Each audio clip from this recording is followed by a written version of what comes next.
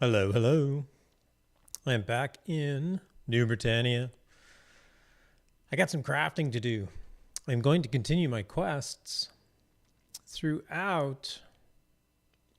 I'm in Arteris. I think I might have to do some. I think I might have to do some leveling up. I realize there's no levels in Shroud of the Avatar. Hey, Frosty, what's up? Nice to see you. Thanks for dropping in.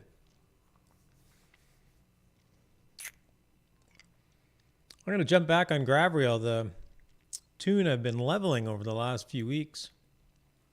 I'm doing good. How are you doing? But first, I want to do a little bit of crafting because I got a bunch of materials earlier today, but I didn't quite get the one thing that I wanted crafted done, which is a new bow.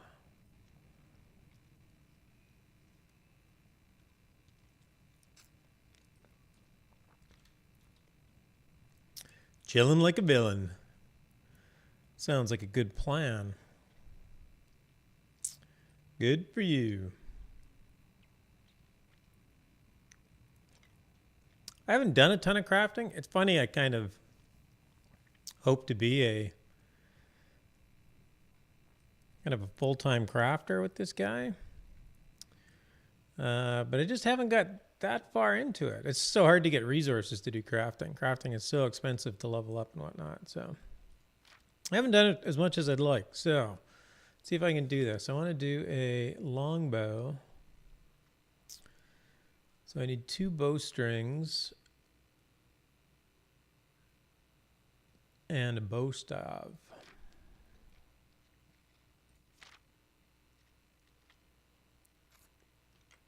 And I should have a pine. There we go. So I need timber and wax and a wood rasp. I think I have all the ingredients.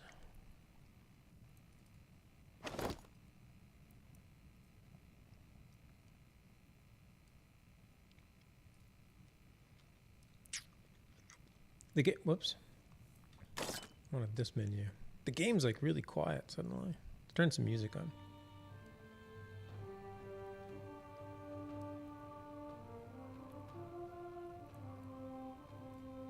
Yeah, it's better. A little background music in the game.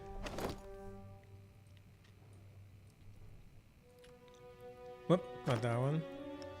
Oh, actually, I need.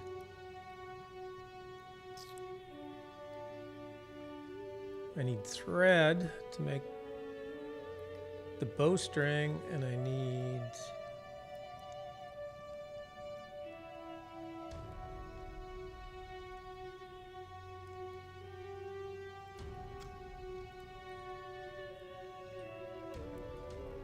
I think that's all I need. Alright, let's see if I can figure this out. Pine. Probably already have pine timber. No, I don't.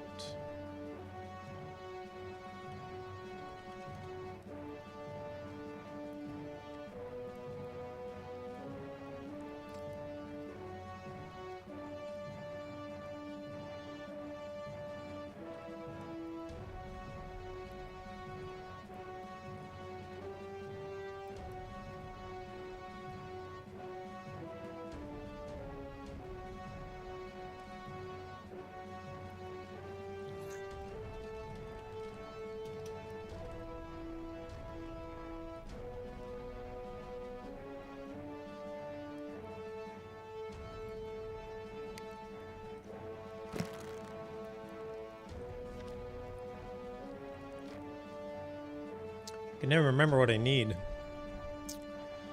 I do like the complexity of the crafting system, I have to say that. It'd be nice if the user interface was a little bit more friendly to that complexity.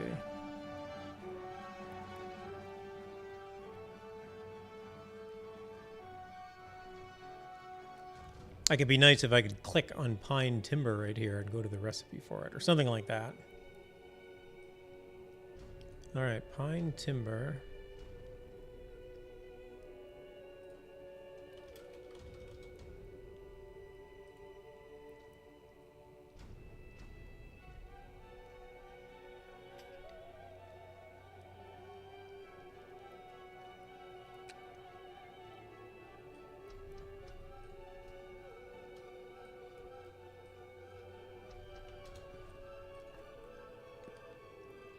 think that's enough.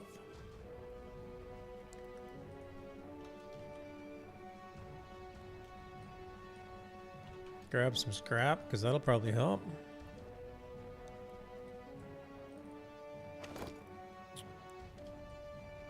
I can grab all my fuel. I need those two. And I'm curious if I can also do...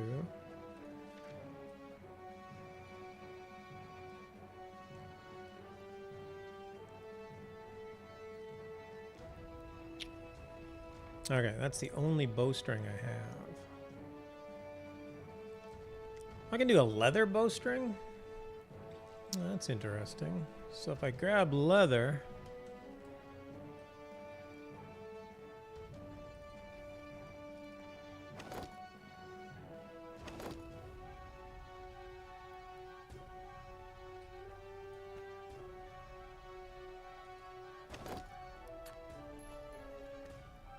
And curing salt. Okay, I think I have enough stuff to make 2 bows. And I keep going out my back door. Let's go out my front door.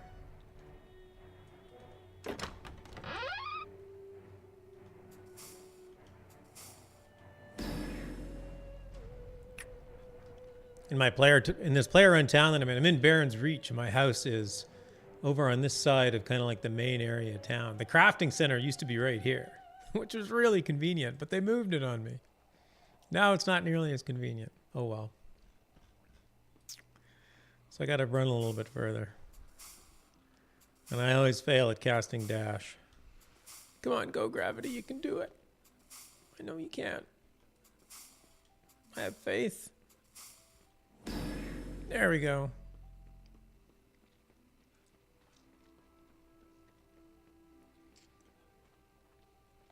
Yeah, the stuff that I'm building here today is very... I don't even think very few people in the game would even consider this stuff starter equipment. It's very simple gear. Come on, let me in. There's some kind of blocking thing. There we go.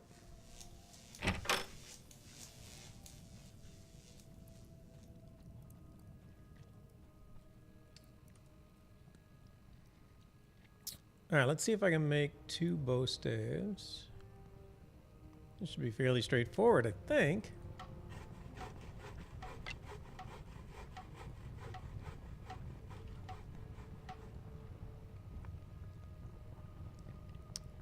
Oh, I forgot the rasp. For the love of Pete. I forgot my wood rasp. All right, well, I needed 10 pine timber. I know that much.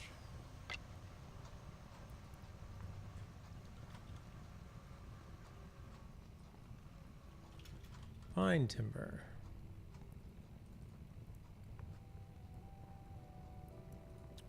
What does 1 give me?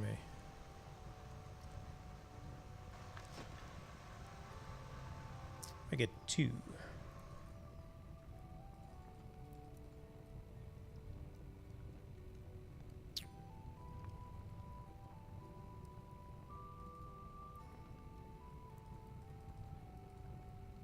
Oh, I never grabbed nearly enough wood. Man, I gotta run all the way back. That'll teach me.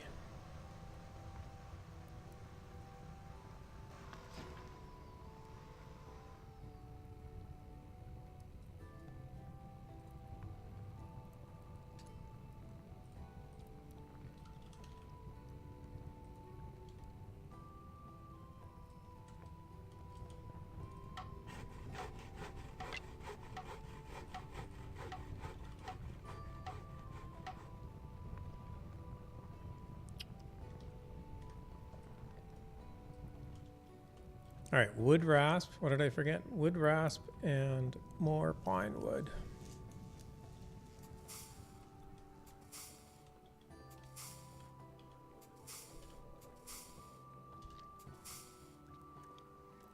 Hope everybody's doing well tonight.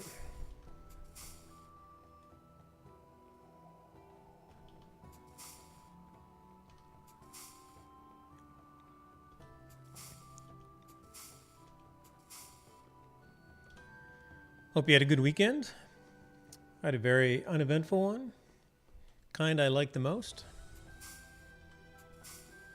Played lots of games.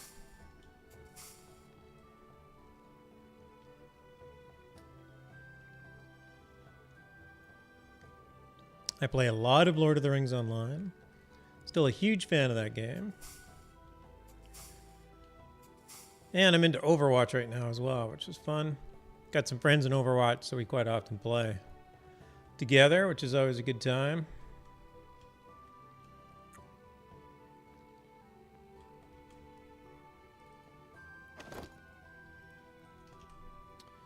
Alright, there's my wood rasp.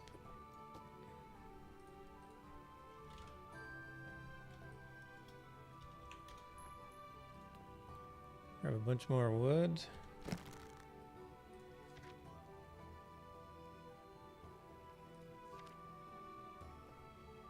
So I can make a leather bowstring and a cotton bowstring.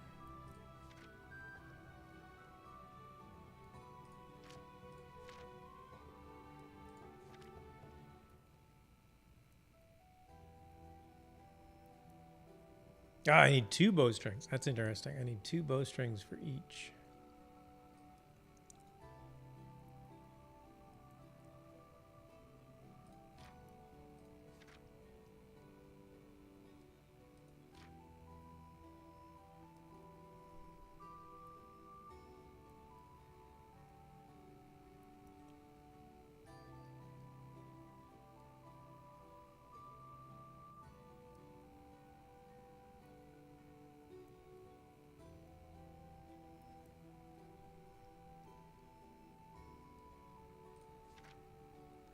Alright, tailoring. Do I have enough to make 4 bowstrings? 2 of those and 2 of those. Yes, I do.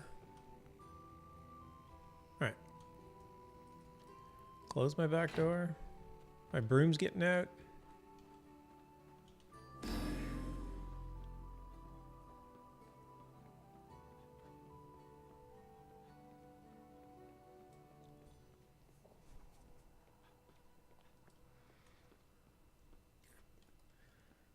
I was playing this earlier today, and I found a bunch of new recipes. Spent a whole bunch of my money on recipes. Mostly musical instruments. So I might have to find some time to craft a bunch of musical instruments. Which would be fun.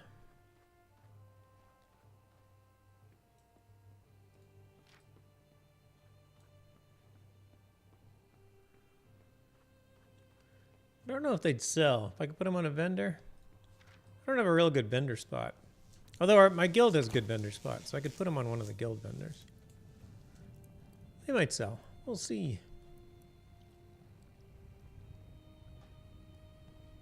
Pine timber.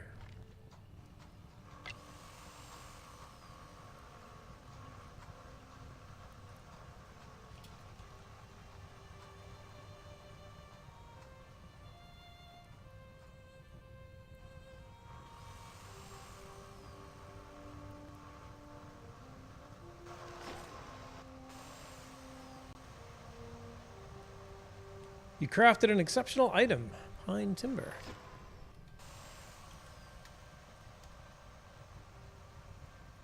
And that's it. I just needed the 2. Alright, pine bow stave. No, wrong station. Carpentry.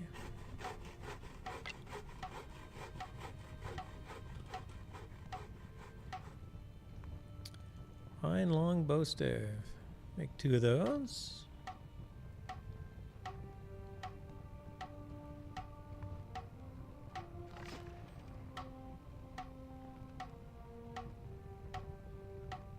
Success.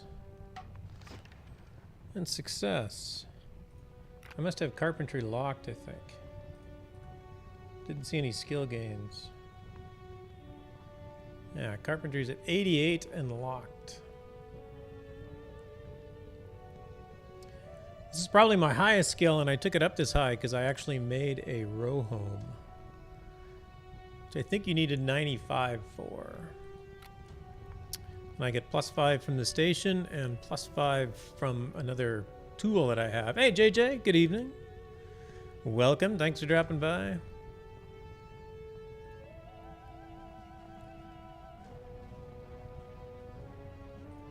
All right, let's see if I can make... Let's see what happens here. I'm doing some experimenting with some some crafting.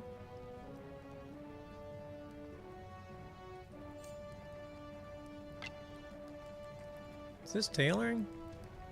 No. That's tanning. This one.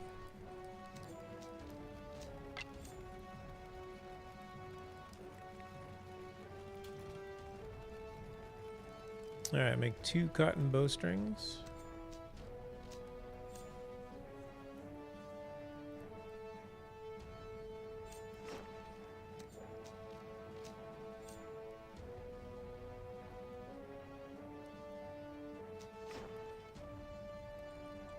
Make 2 leather bowstrings.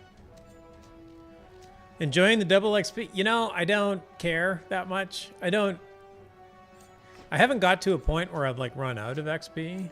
So the double XP hasn't been a huge motivator for me. Oddly enough, because I don't play very often, I don't really notice, but I actually notice at the Oracle because she gives me 500 gold and 1,000 XP. So I'm like, yes, I got a bonus. I got twice as much free XP.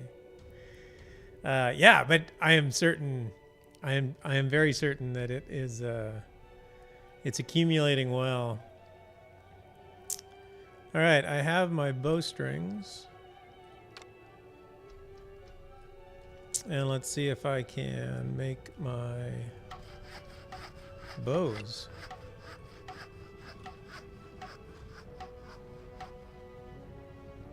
So longbow. Yep, one of those.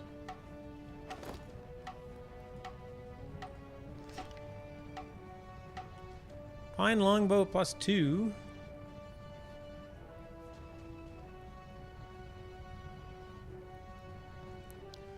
That looks like a good bow. And now I get to make another one with a leather bowstring. See what that one turns into. Whoops. Craft.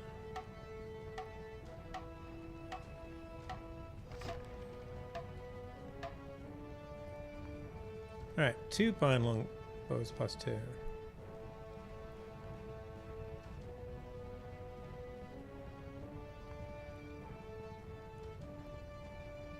Ah, so the leather one just gives me straight up weapon critical chance.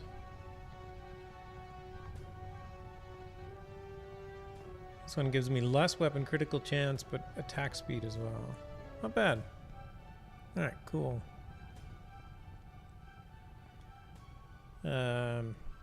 Awesome. So that is... Where can I get out? So now I'm going to jump over to Gravriel and come and get these. Unfortunately, she's halfway across the map, so I have a ways to go with her. I'll have to see if I have some fast travel options when I switch heroes here, switch tunes.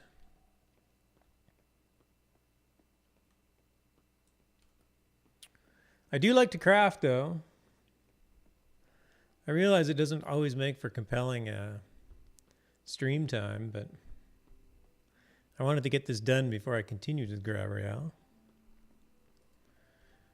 And as far as crafting goes, I actually got my Twitch emotes finally. And they are somewhat crafting related. So there's my new Twitch emotes that I got approved this past week. Crafting, yeah, I love the fact that crafting is like, how do you get the best gear? Oh, it's crafted. Right. You know, you might have to go and fight for some of the resources, but I like the fact that crafting is woven right into that in kind of a very, very specific way. So yeah, the first emote is the hat, which I think is cool. I love the hat. It actually makes my one, I'm follically challenged, so I look better on screen with a hat on. but the it also makes my headphones a lot more comfortable. Oh, you have this house, but with the balcony out front? I have that balcony up there.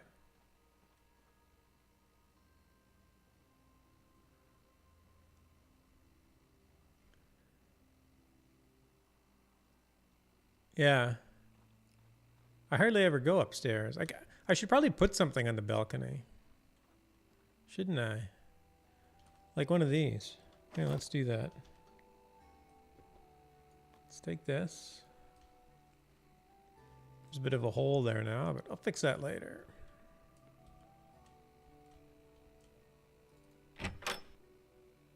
Where's the balcony? Oh, here's the balcony.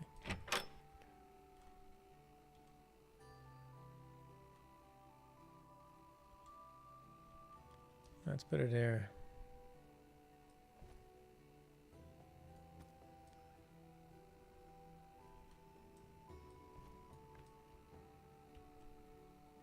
I got a planting barrel in my backpack too. Here, let's put that there.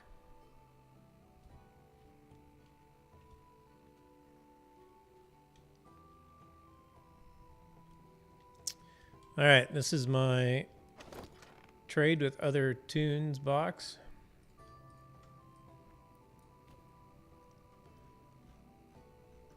There we go.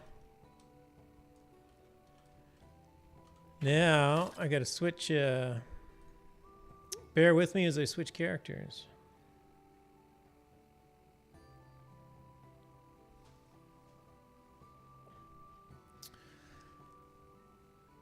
Hope everybody's week's going well. JJ, I saw you on, where did I see you? Probably on the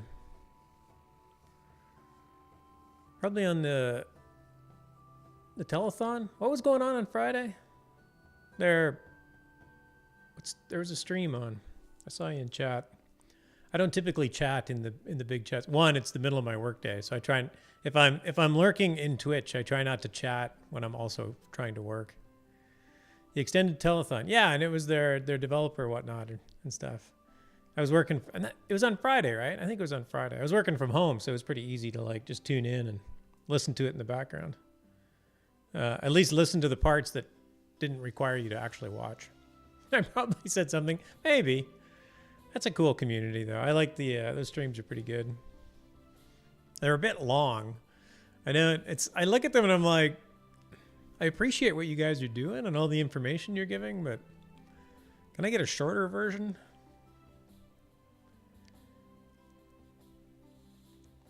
But you can't fault them for being for communicating a lot.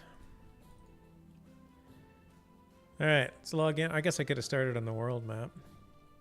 Oh, and I made a new, I think I've shown this site off before. I made I run the website called Sodalore.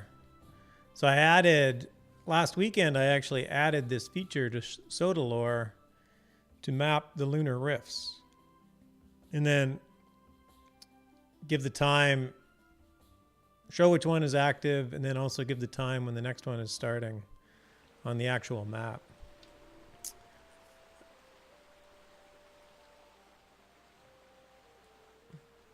The money suck was real. Top spender gets this, whatever it was. Oh. Yeah, I wouldn't, a cam girl show without the boobs. Yeah. No, that's, I don't like that aspect of Twitch. Like I fully support the idea of people supporting their streamers that they like. Like, I get that. You know, I subscribe to quite a few channels. But yeah, the constant money ask it's a little tiring. Having said that, most of the people that I like aren't like that. They're appreciative of their supporters, and they don't really ask for much. They just offer.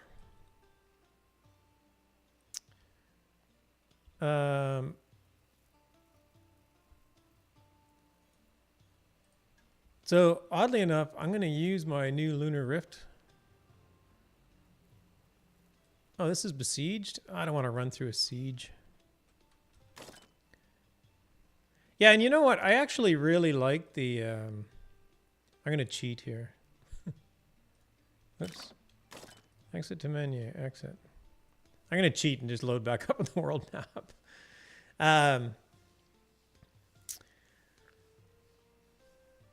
You can tell they fell short of goals this month. Yeah, it's too bad. I wish they had a little bit more engagement.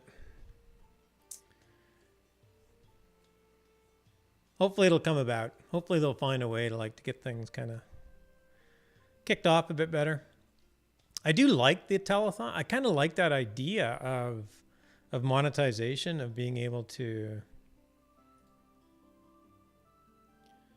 raise money in a way like that, that it's like, hey, if you give us a little bit of money this month, we'll give you some prizes, but it's not required, right? It's sort of kind of in between the monthly fee and the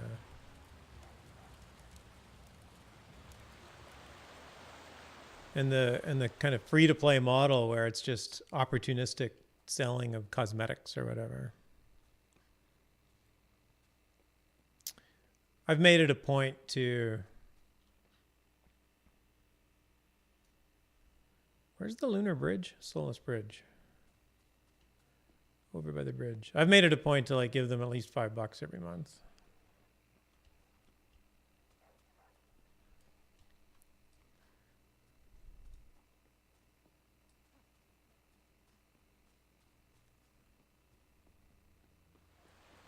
Yeah, cash flow is king. I mean, you got to...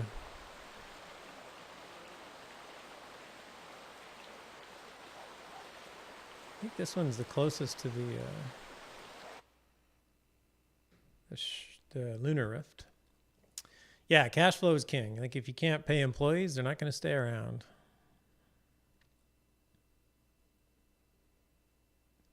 Usually more than $5. Yeah, I sometimes do that. I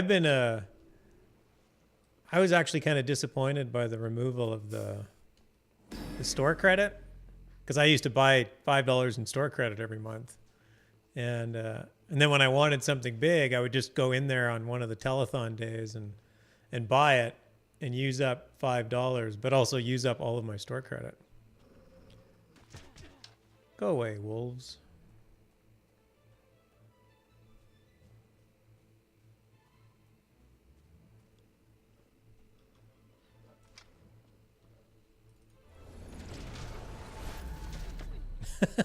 Those wolves really wanted me.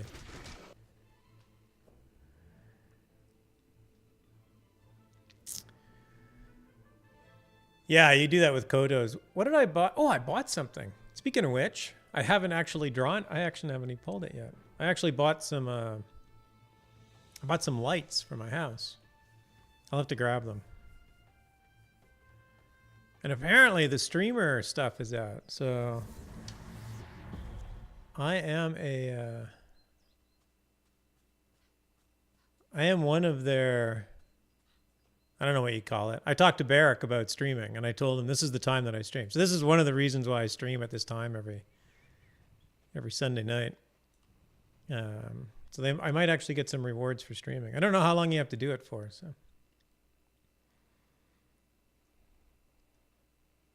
I mean, I've been streaming pretty much every Sunday night since they announced their little program, which I think is a good idea too, because I've found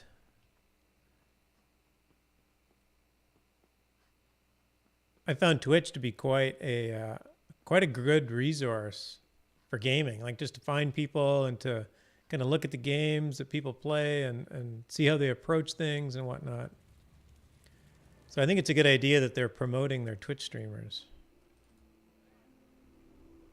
And I realize it's a little self-serving for me to say that as I stream it, but I think it's a good idea for them.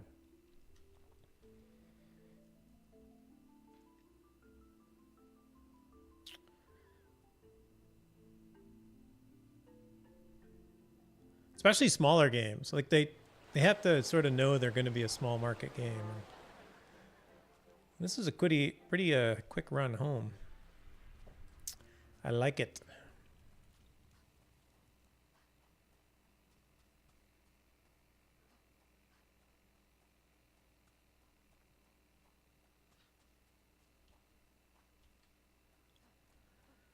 The smaller games definitely get a lot more. I think they probably get a lot more engagement if they can be found on Twitch. And Shroud's doing pretty good. I always see a few people streaming Shroud. So, oh, my town is also besieged. I just can't get away from this. You know, I don't especially like the sieges.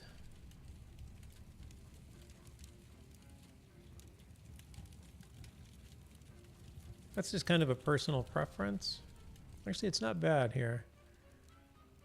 One day, ours was sieged, and I swear every town from here to Brittany was under siege. And I'm like, if the enemy has that many resources, why don't they just take Brittany?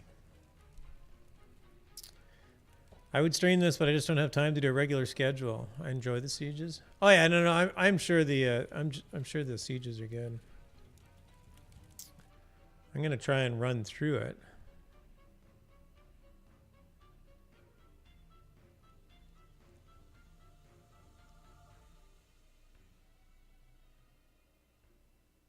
Because I'm very certain that I can't actually win many of these fights.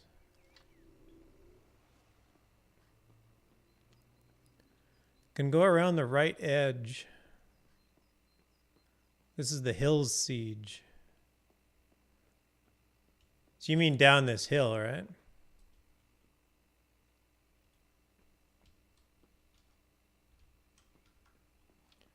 Can I take this guy out? Probably. Where did that go?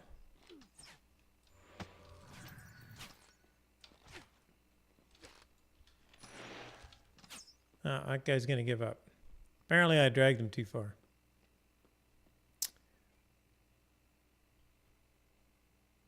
The hill siege is interesting. There's the short way, and I think these are the tough mobs right here. What are you shooting at?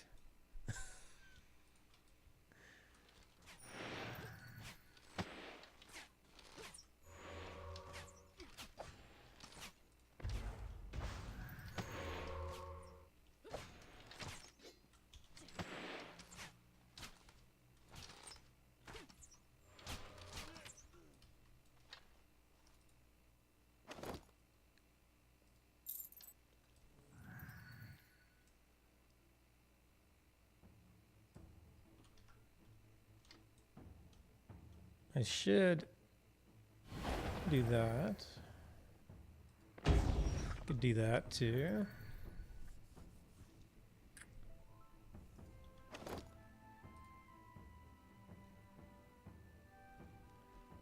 I don't think I have any food.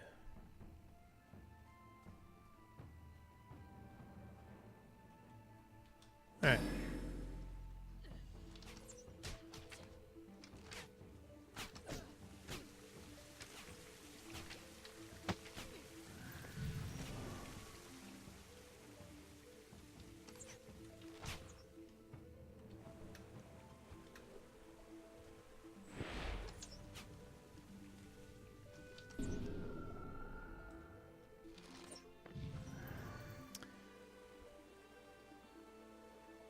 Oh, they override each other? Oh, my bad. I guess I should have taken notice of that, right? You know, one little game polish thing I'm looking forward to is being able to move this. I'm on a 32-inch monitor, so this top left corner of my screen is like in the next room. It's like I can hardly see this.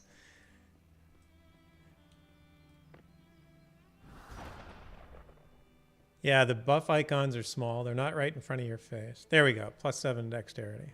All right, 6.9. Yeah, I'm sure they'll get to. I'm sure they'll get to those things. We will hope they will get to those things.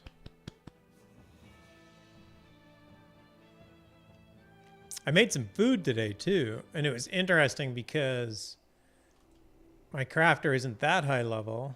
So I just made some. What did I end up making? We want mounts. Yeah, mounts would be cool. Mounts are kind of weird though, because there's the scenes. Like, is it just for fast travel? I can't imagine them ever doing combat on a mount.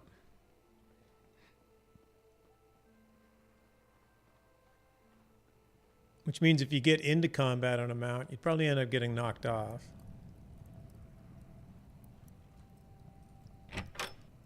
They would be cool on the overland though, like to really pick up your speed.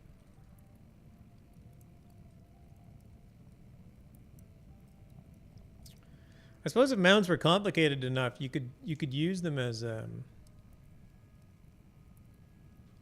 like you probably couldn't be offensive with them, but maybe you could be defensive. They give you a little bit more ability to travel through areas. All right, I got too much crap in my bank, of course, because this game is largely about collecting everything that you see. I could see them being just like ethereal mounts in UO, summonable travel tools. Ooh, or storage capacity. See, I hadn't thought of that. That, yes, I am all over that. And not just pack animals, although a pack animal would be cool too. But yeah, like a horse has bags, right? They can carry more than just the person on top of them. Yeah, that would be useful. Just moving around.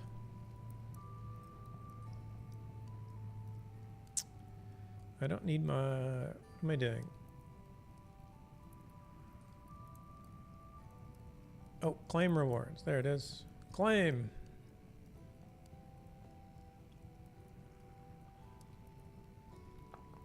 You have successfully claimed new rewards. Wish I could sort on new reward.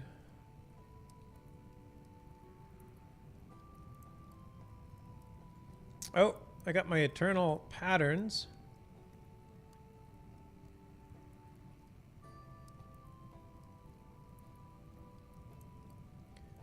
My heraldry is also crafting related. I haven't done anything with heraldry yet, though. I should do that at some point.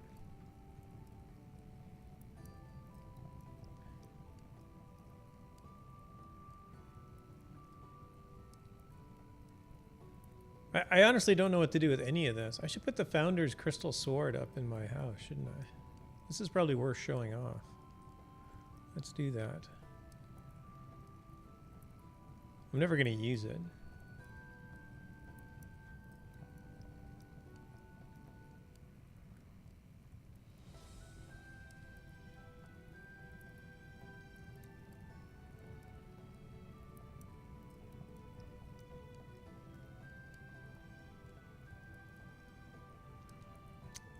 I got a bunch of Mardi Gras stuff. I guess this was a telethon that I did. You can't display Crystal Sword because it's not tradable. Oh. Well, then I'll put it back in the bank. Where did it go? It's probably in equipment. Founder's Crystal Sword.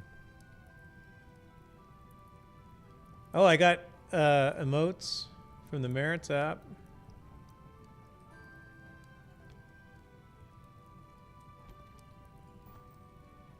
Another emote.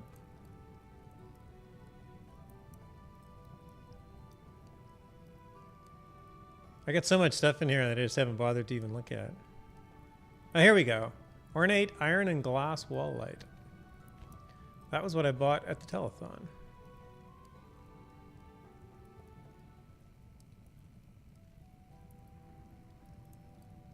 Here's a rare, cool Founders item, but you can't show it to anyone. I know. Maybe they'll fix that someday.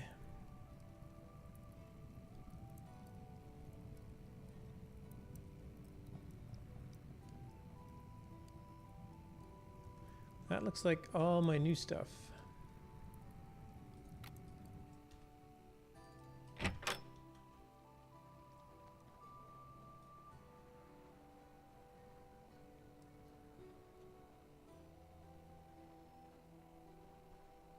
Yeah, I suppose it did a lot of damage, right? It's like a one-hit kill. One use, one-hit kill.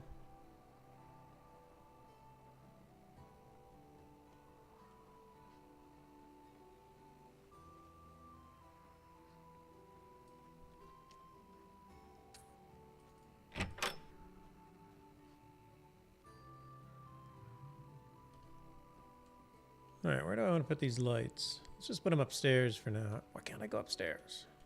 Go upstairs.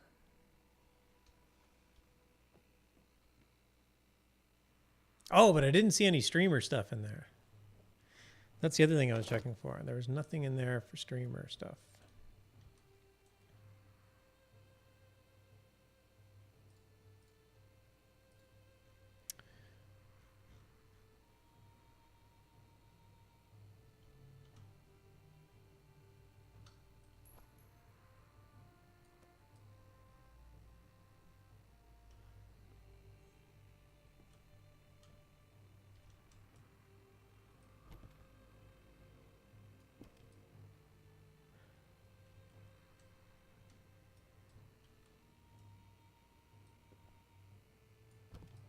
All right, more light in the room. Awesome.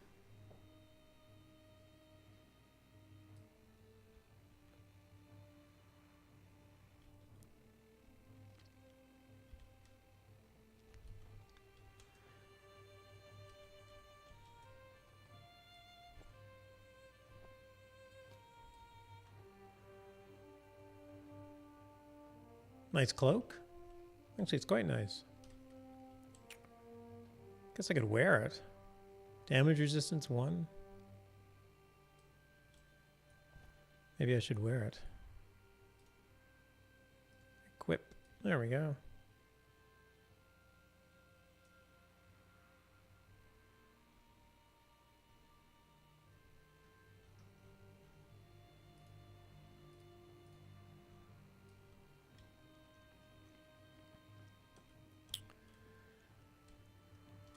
All right, drop off my crap.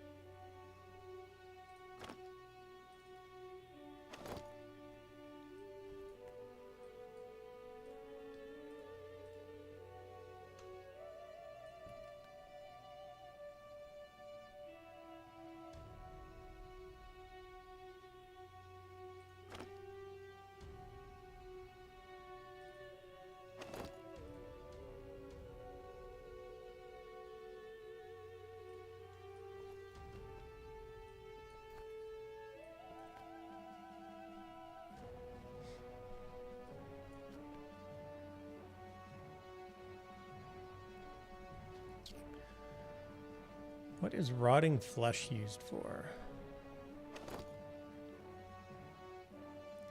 That's sort of a rhetorical question, but if anybody has the answer, what is rotting flesh used for?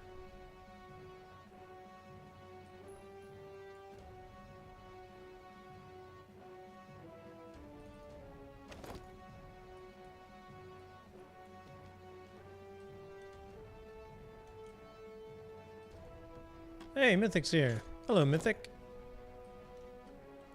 Mythic is like in serious. Whoa, he's trading with me. What is this? What are you doing?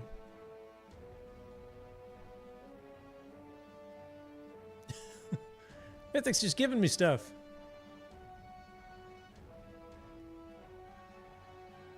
Or not. Or just showing me stuff.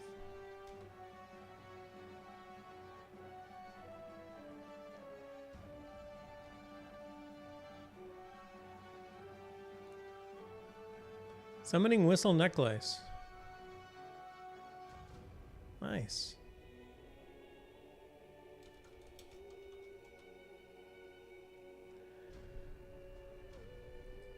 That's some serious gear Mythic's got going on here.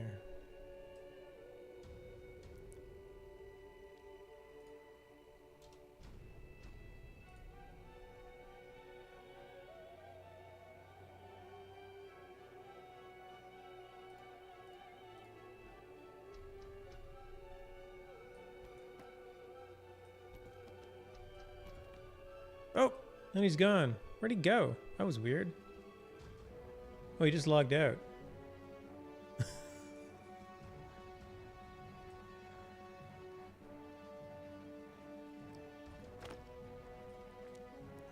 All right, I need to reduce my weight. I can only guess it's for cooking or potion. Rotting flesh? Yeah. There's that recipe you get, right? Although I think the recipe calls for brains or something weird. Grandma Keller's recipe book has like zombie something. Oh, hey, he's back.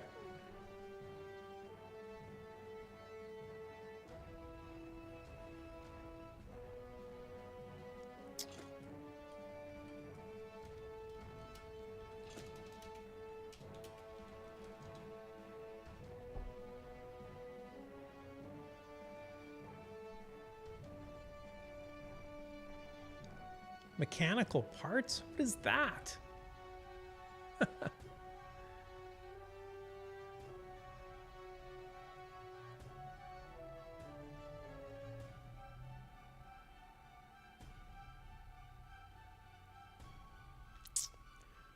Thanks.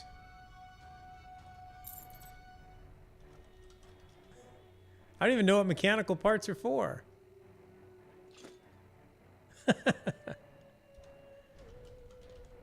Salute. One of the cool things about Lotro, Lord of the Rings Online, if you select somebody and salute them, there we go. They there's a hidden deed, and after you get saluted 100 times, the person getting saluted earns a special salute emote. It's actually kind of cool. Walking maple splinter. That is crazy. The emotes are outstanding.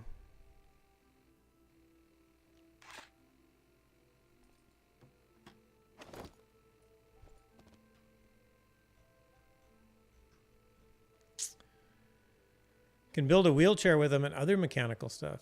Mini Groots are cute. Yes, aren't they cute? That thing's adorable.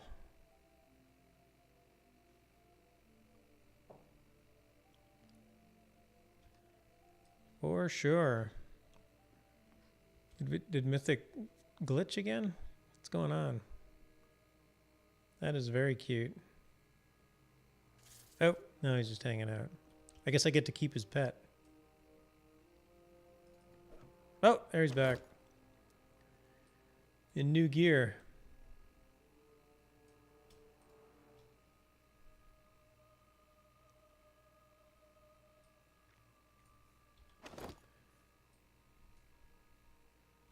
All right, I still have to empty my inventory. Can I do that? No, because Mythic was kind enough to fill it up with stuff. I don't even know where to put this stuff. I have everything organized, but I have no bag for mechanical parts. I do have a bag called Other Things.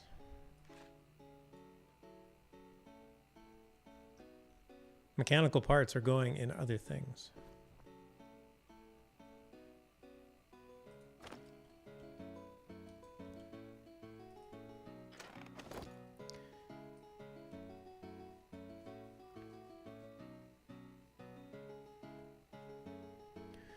What are you talking about, Mr. Lit?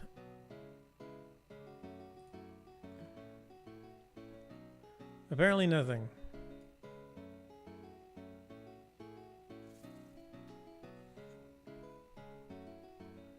So, what else did I have in here? Oh, the housing. Planting beds. I'll probably just have to like move those to somebody else.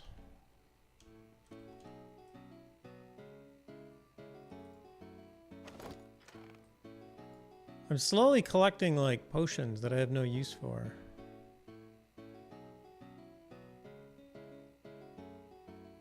Actually, that one might be useful. Oh, hey, Melly. I'm having a whole party in my house here suddenly.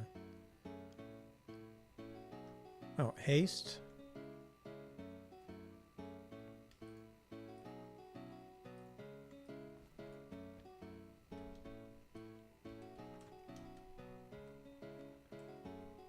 I don't know if I have a dance. Wait, I can do yoga. Merits yoga emote a reward.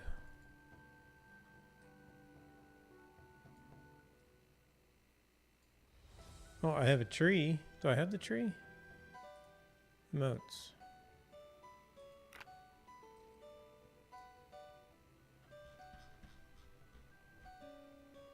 Nope. Choose.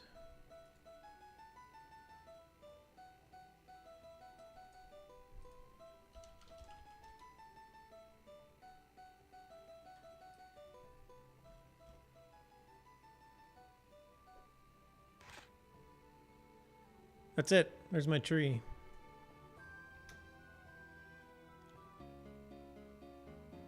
Ooh, these ones are not teachable. You have to earn them.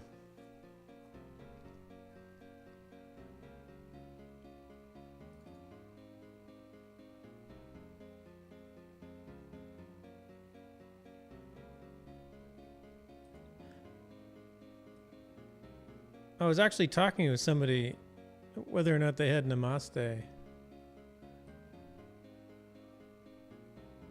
What do I want all these for? Thank you. I have summoning whistle necklaces. I don't know if I need them for anything.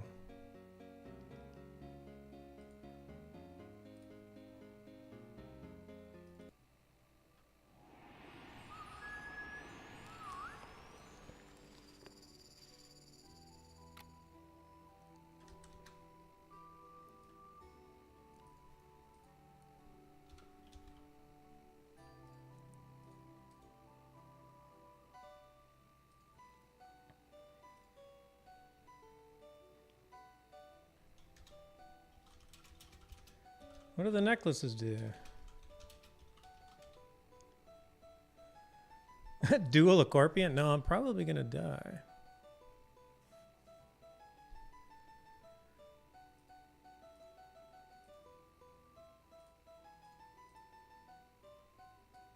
Alright, hold on.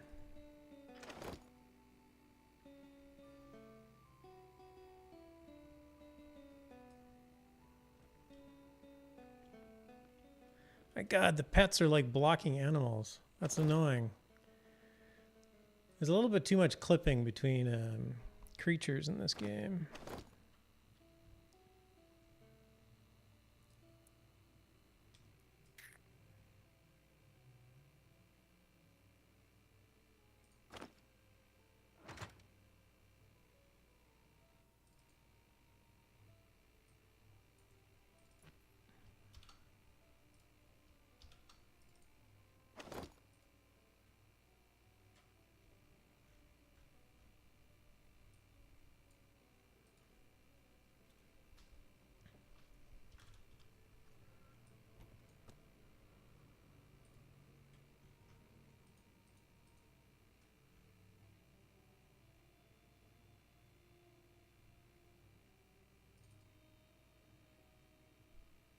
I got one more emote to choose.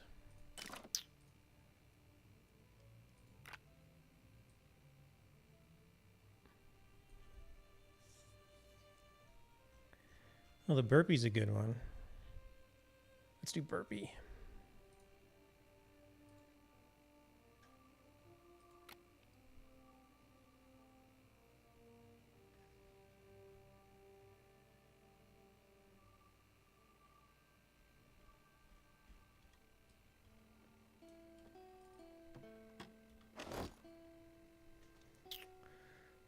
Play Dead is funny. Nice.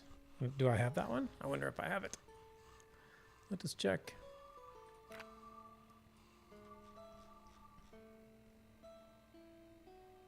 Nope. Oh, I do. It is funny. Crash. I felt like that before.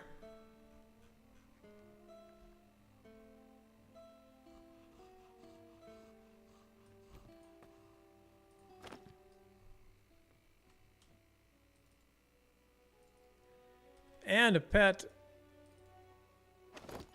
mimic. That's awesome. Yeah, I don't think I need these necklaces yet. So.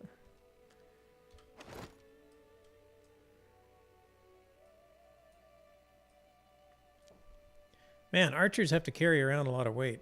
You got 12 stone of arrows. I guess that's going to be enough.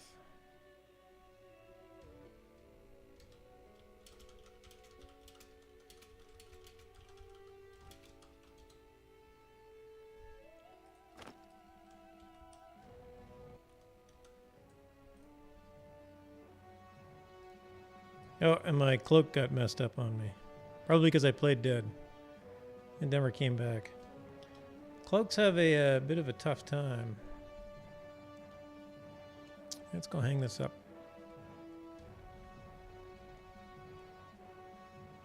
Right here.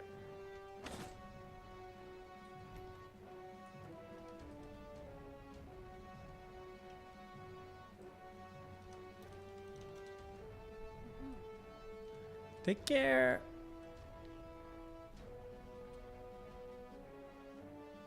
Lots of capes glitches for yourself, but others see it okay. Oh, okay.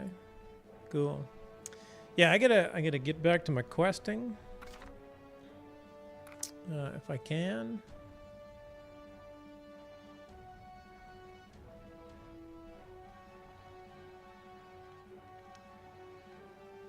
Oh, I forgot my gear. What am I doing? I did all that crafting at the beginning and then I almost forgot all my gear.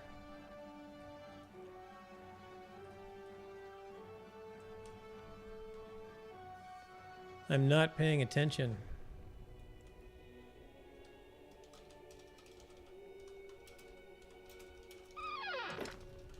Hey, he locked me out. My new geet. I forgot my new geet.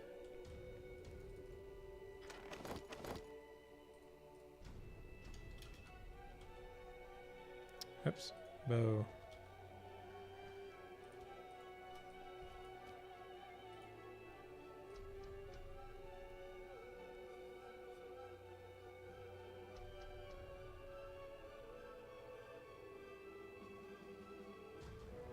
Yeah, the longbow does a lot more damage. Oh, maybe I should have went with maple longbow.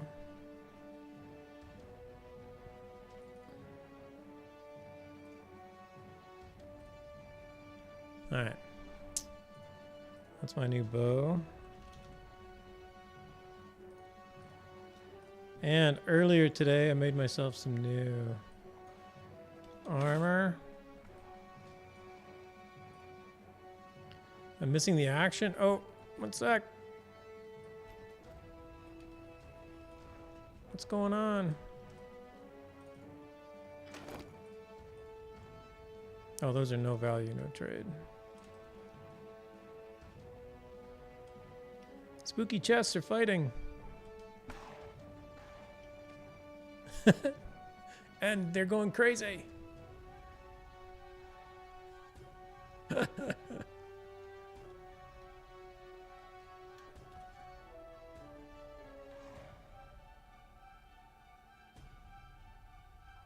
Too much fun. All right, I'm still going to get back to questing. Now that I got my new gear on.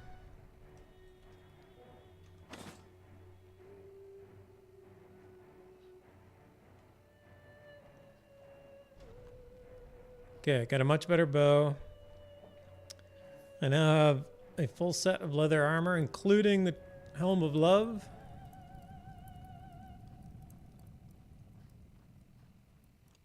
I don't know why, but I'm... Whoops. Didn't mean to do that.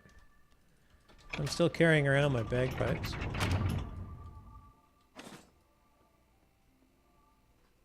My flaming bagpipes, no less. Oh, and look at that. The siege ended. So I can quickly get out of town.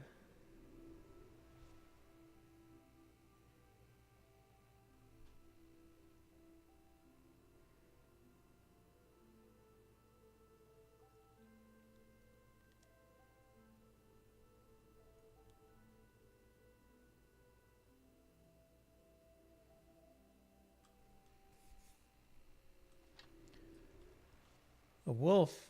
I heard these got harder. How much harder did they get? Let's take on a wolf. See what happens.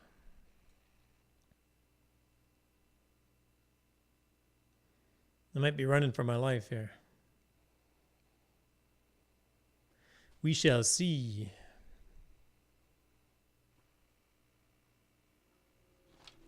Tier 3 plus.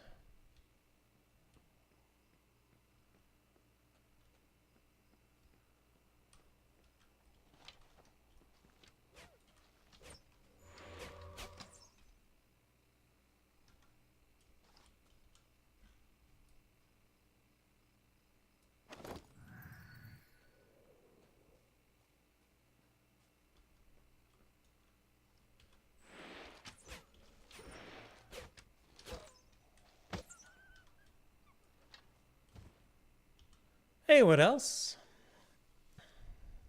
Yeah, I heard they level up if you finish them out. Although I heard that about skeletons specifically, so I wasn't sure if... I assume they all do that.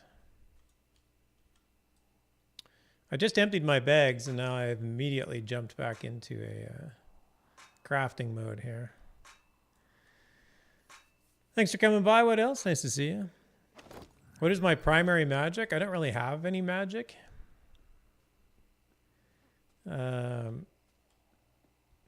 Which is to say, I have like 4 schools that are secondary. Do you have a suggestion that I should have a primary magic?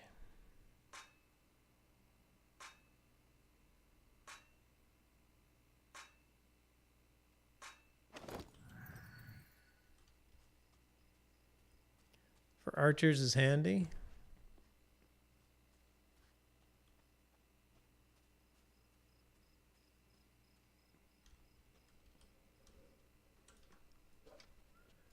Oh, air for archers. Water for the water elemental is good too, and slow effects. Okay.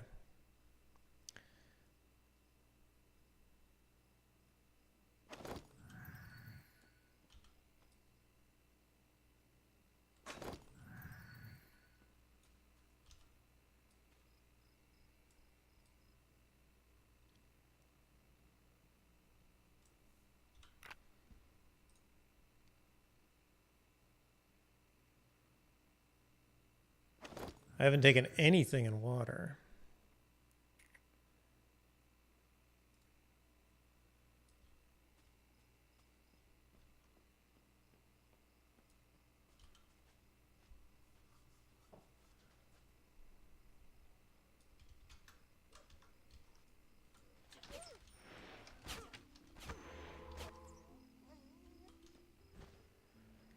But I have taken some, well, I guess I got, everybody starts with Gust, right?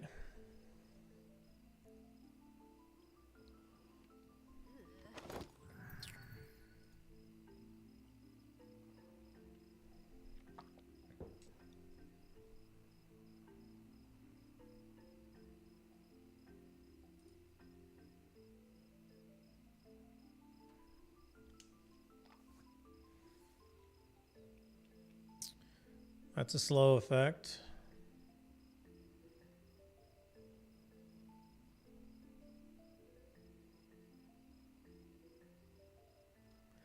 Yeah, those do sound good. I'll have to take a look at that. Is this a new character? Yeah, for the most part. I've been playing her about 4 weeks or so. I generally do all of her playtime on stream, so I've been just kind of doing the storyline with her, which is where I was headed back. I got distracted by this kind of little encounter. I should probably just get back on the road.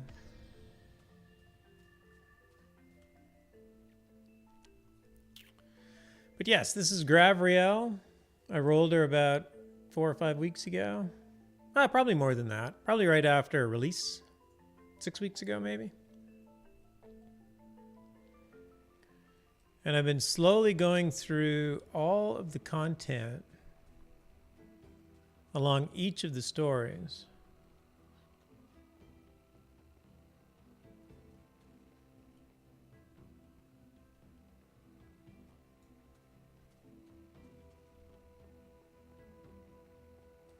think I'm going to catch a lunar rift back to Solace Bridge.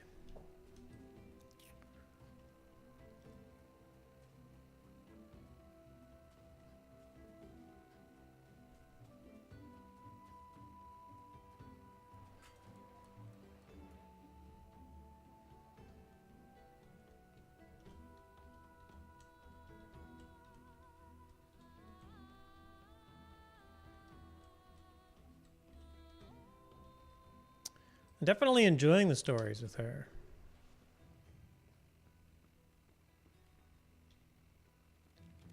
Got the lunar rift over there.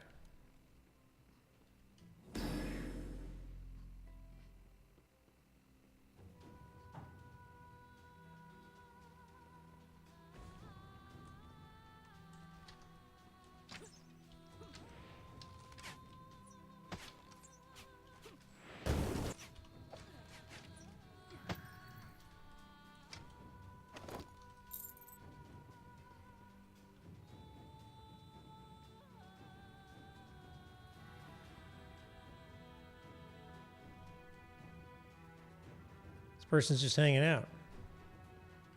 Got to the graveyard, just stopped. So's the dog.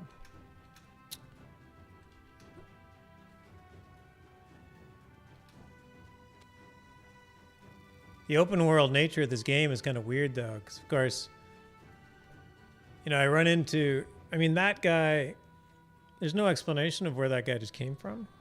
That skull clipper or whatever he's called.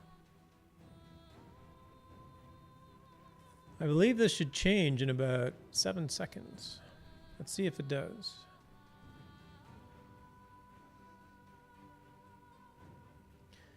A little bit before that, actually. No problem.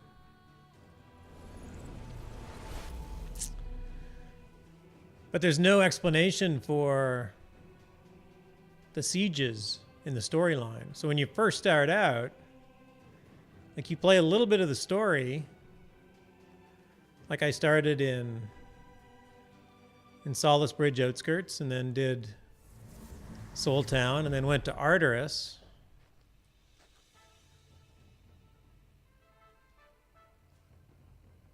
And then Arteris is under siege and I'm like, there's no explanation of who these people are that are. I didn't do that. Go away. And have it under siege.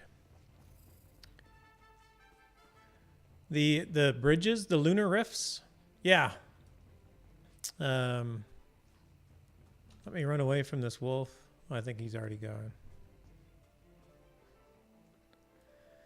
gone. They're lunar rifts. Every phase of the moon, they go a different place. There are 8 phases of the moon over a little bit of time. So this is actually one of the tools that I built, and you can see it's not quite accurate. It was off by about 3 or 4 seconds, which I'm not going to fix. That's close enough. So for 8 minutes and 45 seconds. Yeah, and in fact, immediately after release, they actually had a quest that you had to go and talk to somebody in each one of the places that they go. So you could do the quest over an hour and whatever, 15 minutes, and just take the lunar rifts to each stop. It was the little Tour Britannia quest. I want to go across this water. Okay, I think I might die in here. So this is what I'm checking out. The question is can I do... Oh, no, that's the outskirts. What do I got going on in there? Oh, I've done those already.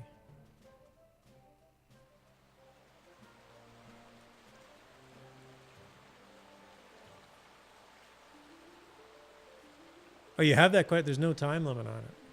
Cool. That's good. It rewards you a quite attractive cloak.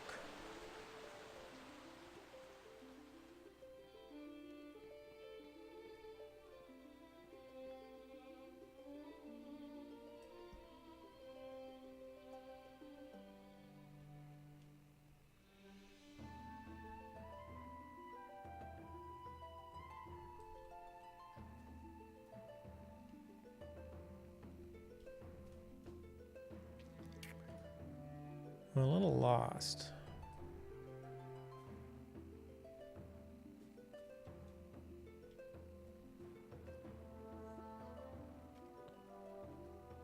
That's not where I needed to go.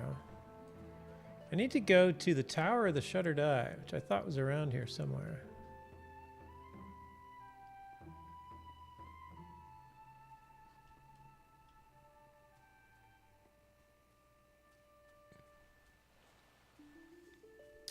It's near Arteris.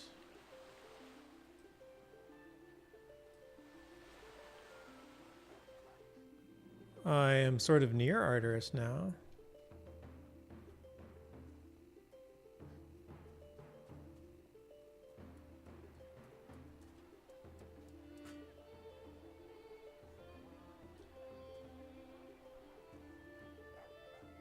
Oh, there it is.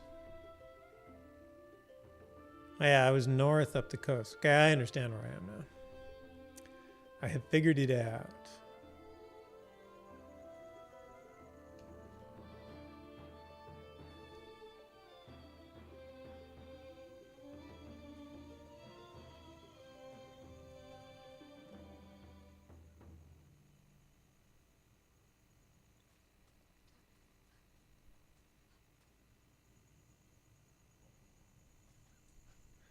Approach to the Shuttered Eye. Did this used to be somewhere else? Didn't it used to be like way west of here?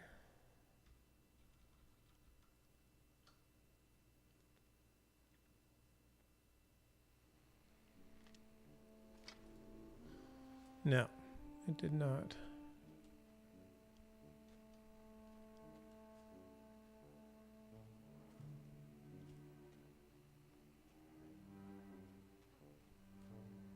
All right, so the question is can I survive this place? As a low newbie.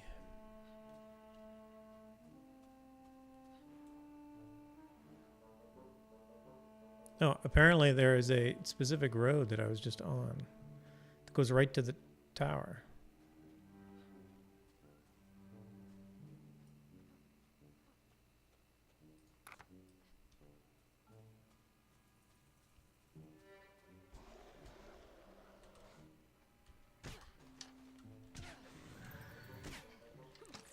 Yeah, and I'm gonna die because I can't move, unfortunately. Alright, so apparently I'm not doing that quest anytime soon.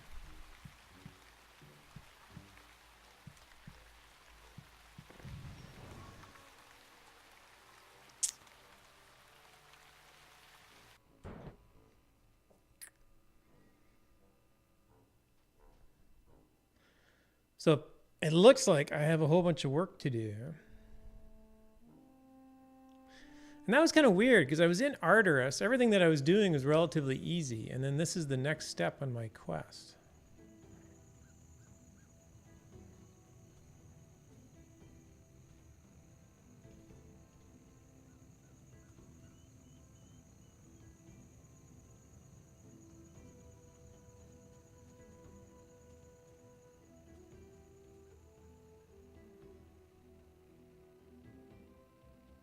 Although I think some of my quests are bugged in the in Arteris, and I cannot get them finished.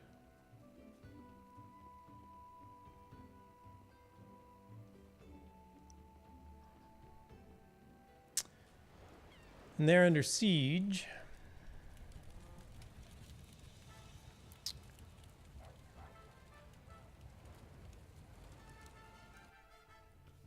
Well, let's see if I can get back into Arteris at the very least.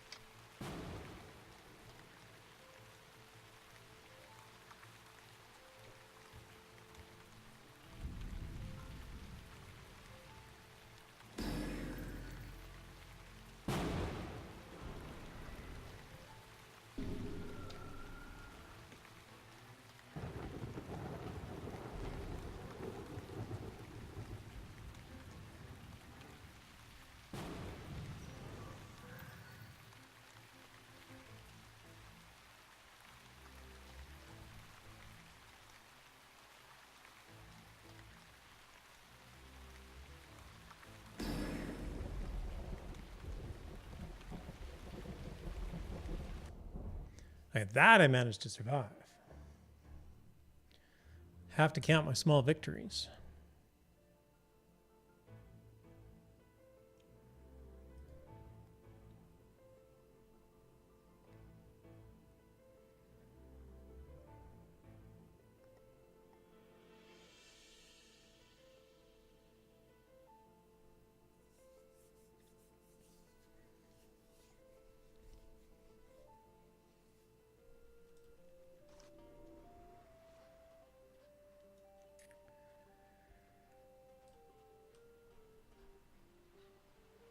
I don't remember if there were more quests in here or not, so we'll go and see if we can find out.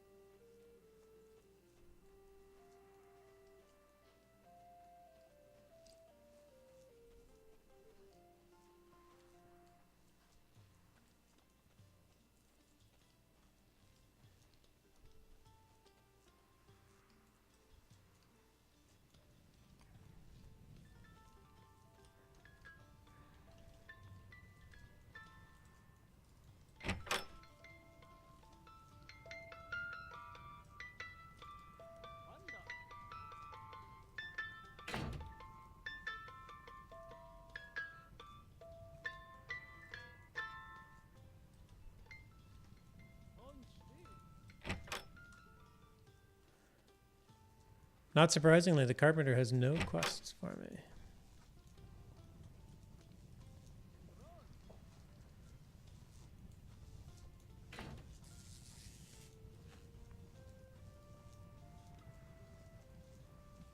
If you want to help Arteris, buy an axe and go kill some undead.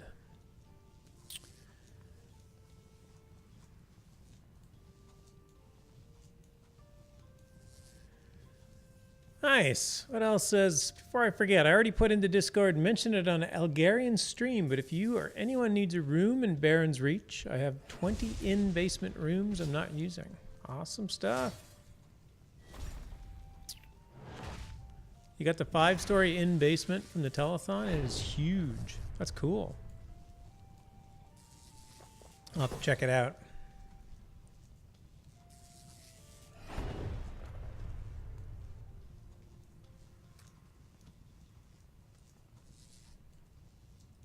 Dance.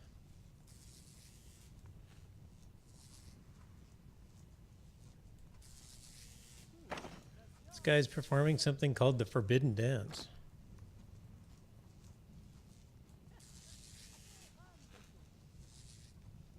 Oh, I was hoping it was an emote, but it doesn't look like it.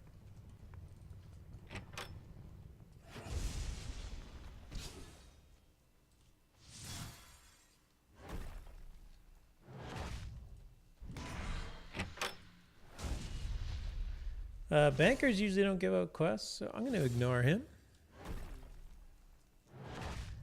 It actually got me to splurge and do some decorating. I've only put lights on lower floors, but I've done a bunch of decorating in the lighthouse and on the first floor of the basement. Nice. That's cool.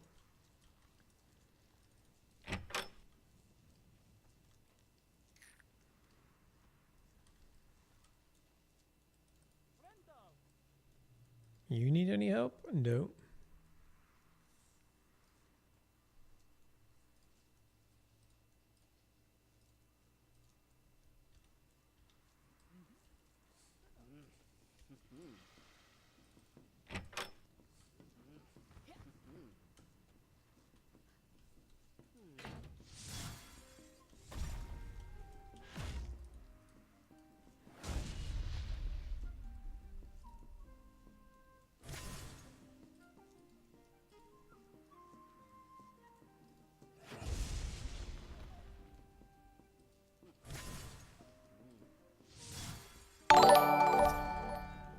Trains Worthington is now hosting with 4 viewers. Hey, Trains, thanks, bud. Much appreciated.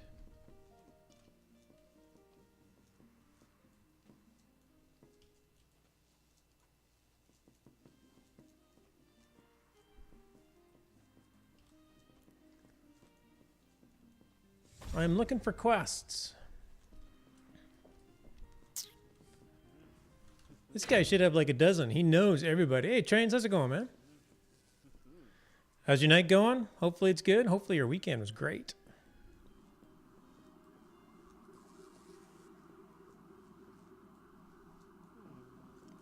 I have a very loud siren outside my window suddenly.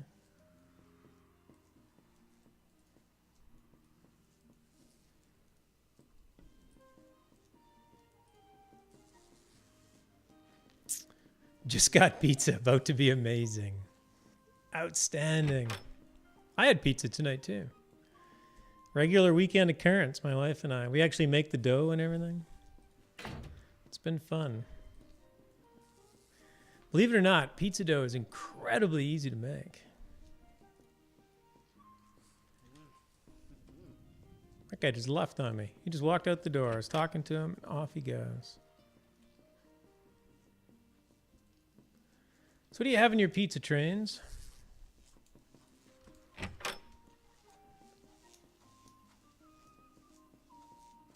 Oh, friend request. Accept. Yeah, I was leaving that door.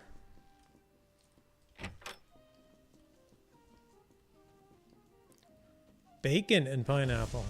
That's cool. Another pineapple person. See, I love pineapple on pizza. All over that. We had pepperoni, mushroom, and pineapple tonight. It was delicious.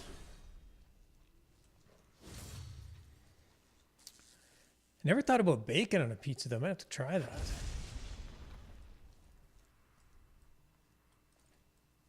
You got a quest? Nope. You don't remember your name? It's Insorcio the Adept.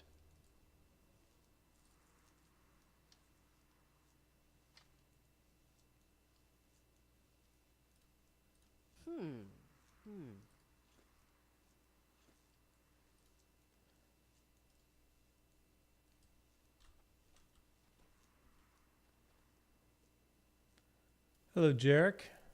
Jarek waving at me. Hello. Oh, hello. What's up? What is this, sir? I get more gifts. Thank you. I'm going to be like invincible.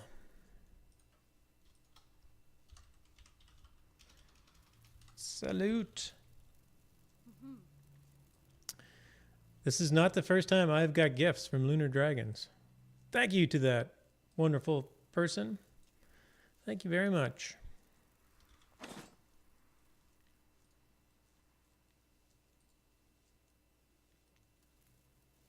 Oh, it's JJ. Oh, of course. Jarek Jatan. That makes sense. Thanks, JJ. Oh, what Tempestry?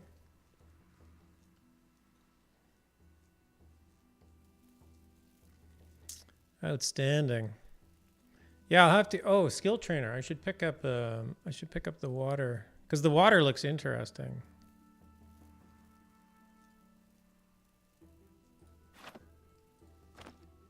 Thank you. That's very cool. How do I reply?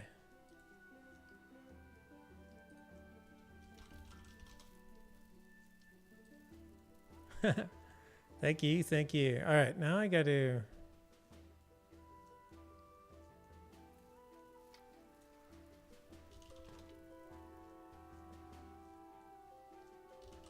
That did not work. There we go, waves. Where was the crafting trainer? Were they in here? Adventure trainer. Hey, Jalapeno, how's it going, bud?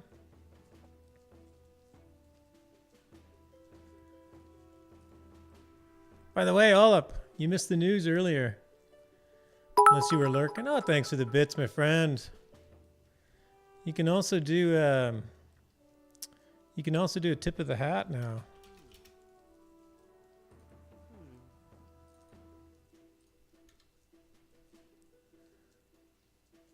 Tip of the hat. I got my emotes. I didn't just get one. I actually got 3. Whoops.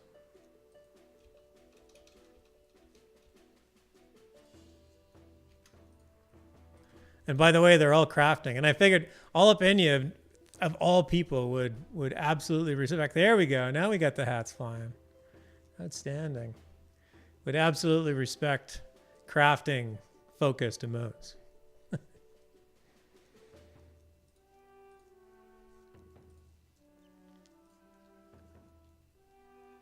All right, I have learned Ice Fist. Now I just got to drop it in my combat bar.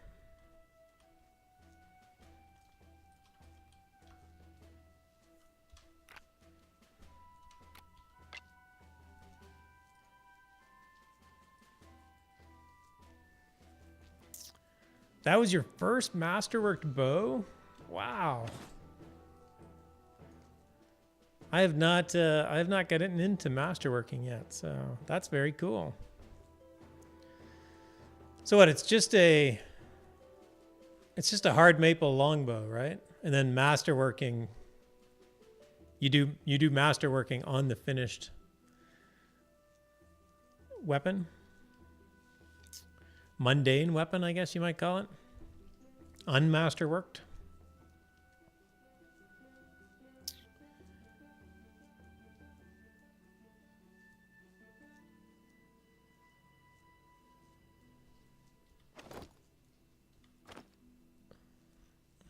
Ice, where's the Ice Fist? Let's drop Ice Fist there.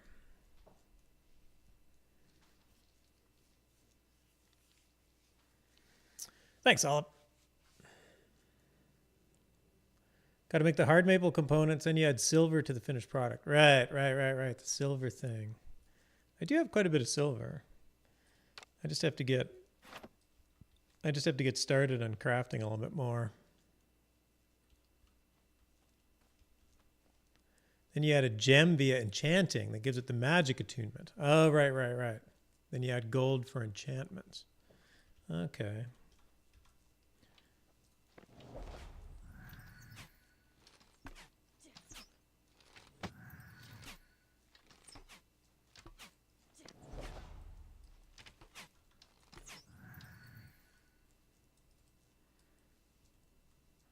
Looks like it's working. What else is going up here in blades? Ranged? Oh, that's just ranged combat.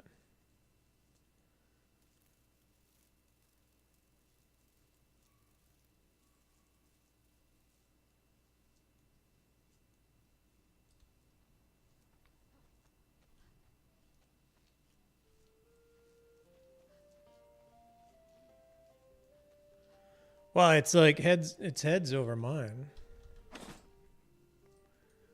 It's way better than mine. I don't think I knew you were in Lunar Dragons, JJ.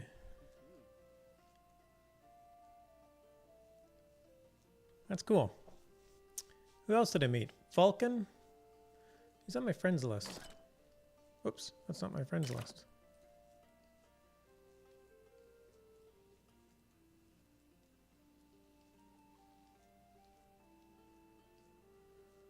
Falcon Rainfeather. Yeah, there you go. 97 GMs. Yeah, it's crazy. I have to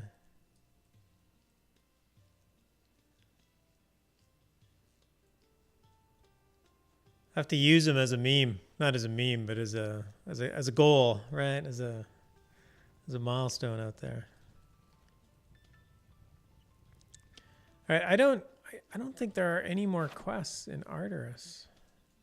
Which is funny, I don't think I did that many.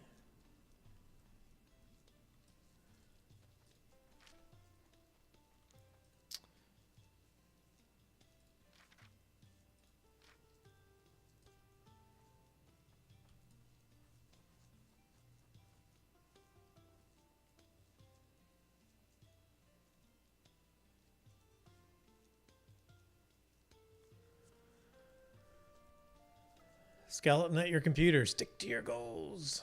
Yes.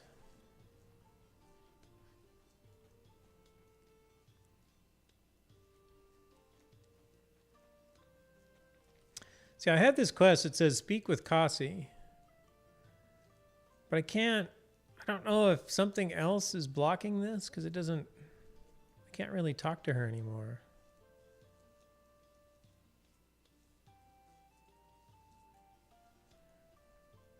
But I need to discover how to reconcile Lord Saranto and Lady Kasi. Maybe I should go talk to him again.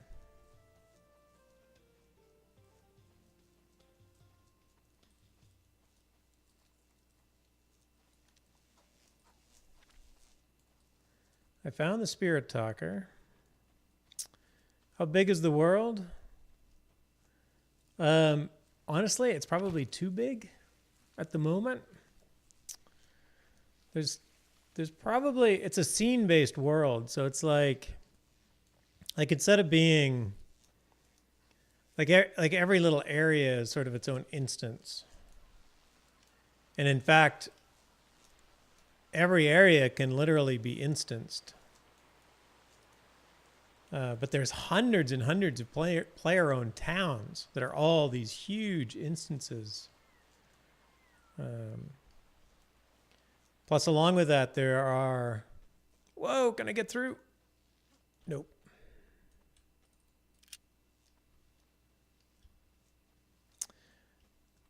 There's probably dozens of big cities like this one.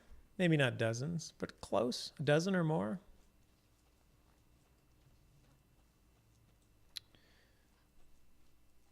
And then there's a bunch of different adventure scenes. Even some of the cities are really big instances. Yeah, Brittany. Arteris is a one big city, but Brittany is like 5. Brittany's sort of the capital. It's the biggest city, and it ends up being 5 separate areas, including one that's just the graveyard. All right. Emissaries.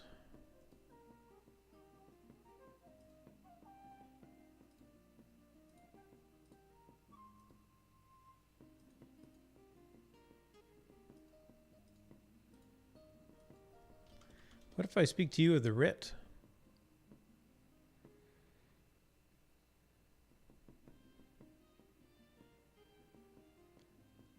You must speak. It is not a writ that was issued, and most certainly not from within these walls. It was the gift of a ring offered by my wife to the emissaries.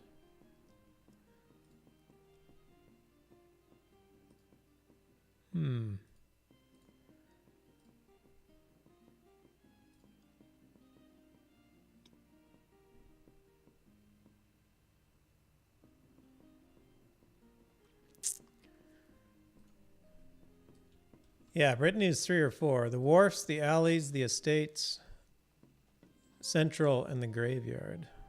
I'm not sure if you count the graveyard as part of the city or not, but...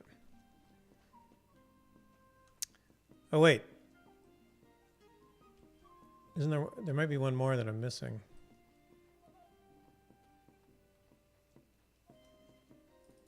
Like the farming one. Isn't there one about farms? Brittany Farms?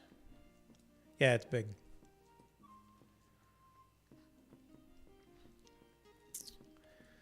All right, I feel like I am either stuck on these quests, and I'm going to have to do some research to figure out why, or they're bugged.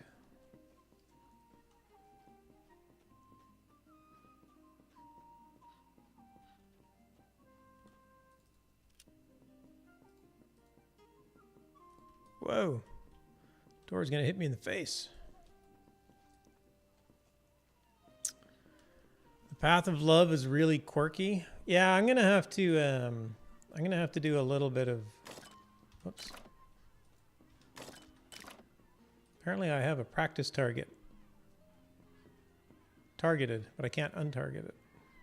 Anyway, yeah, I think I'm gonna have to actually do some reading offline. I'm not gonna try and do it tonight because that would make for a really boring stream as I try and cheat my way through the quest, but the bugged quests in the main quest line are a little frustrating to try and get through because it's never clear if you're just missing something or if the quest is actually broken. And I do have other broken quests, so I'm a little reluctant to spend a lot of time trying to figure it out.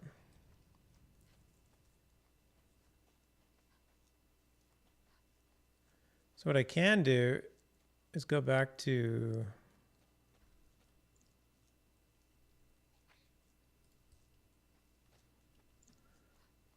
Blood River area.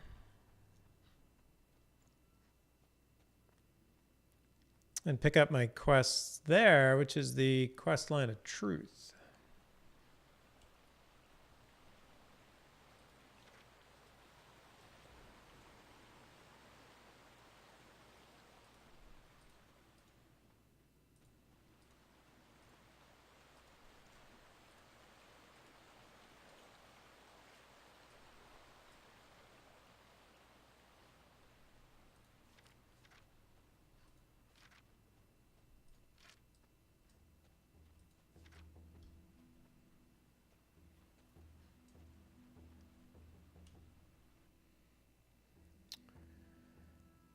This one should be good. It just takes a bit to get through the next step. Which one? What's the next step? Enlighten me. What else? Please.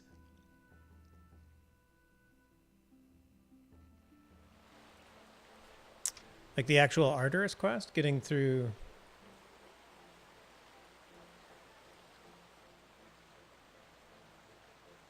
I have this quest. Find document in Longfall Woods.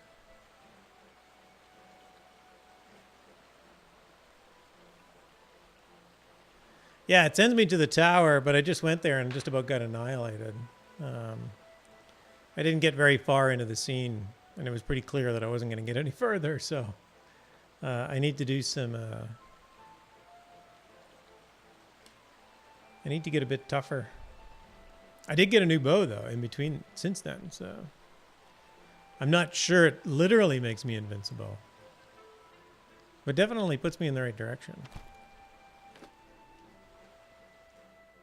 Sounds about right. I haven't finished it either. Yeah, that bow will help for sure. My damage is quite higher, but I think I'll go to Longfall Woods because I think that quest is going to be a little bit easier.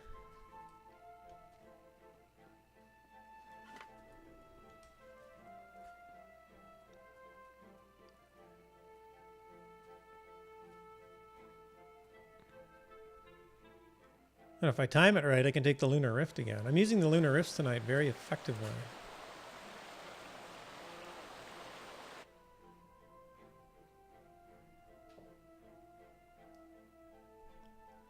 Found some new gear in Crossroads Alley. Nice.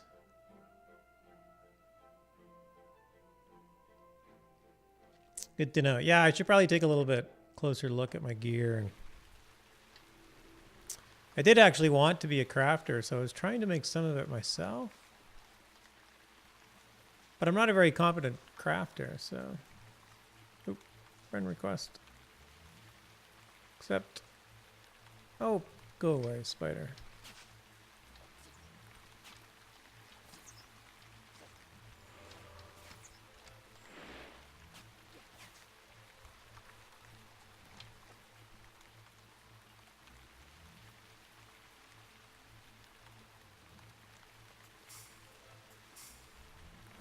So Olive, this is just one of the scenes. This one isn't very big. It's actually one of the starter scenes. Johnny Gogo is following. Hey, Johnny, thanks for the follow. Welcome to the channel. It's one of the starter scenes. It doesn't really go much further than what you can see. So all the scenes sort of have kind of the fake wall around it.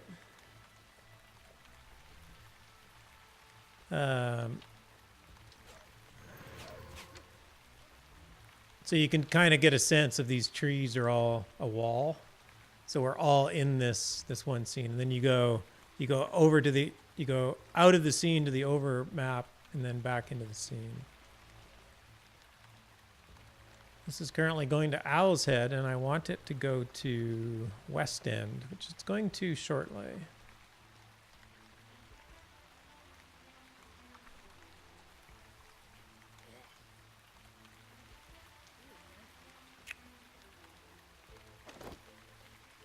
Hello, Johnny. Are you a Shroud player as well?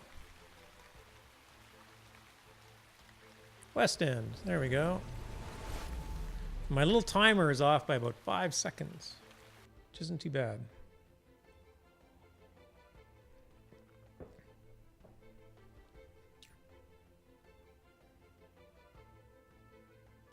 No, but this game looks cool. This game is cool. It's unique in a number of ways. It does a few things really well. It's got a cool development team, albeit a small development team.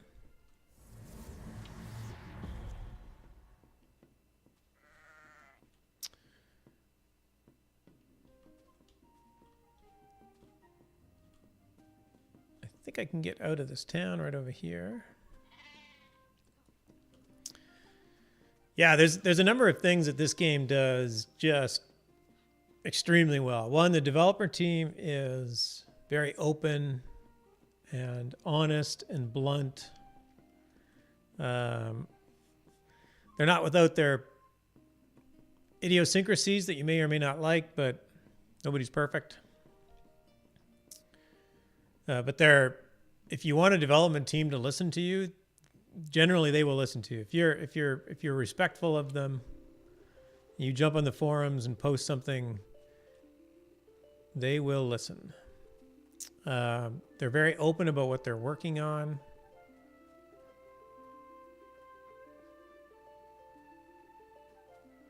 Much better than just about any other game in the space. Idiosyncrasies, good word usage, very fitting. Everybody's like that, right? It's like, I'm old enough now to know that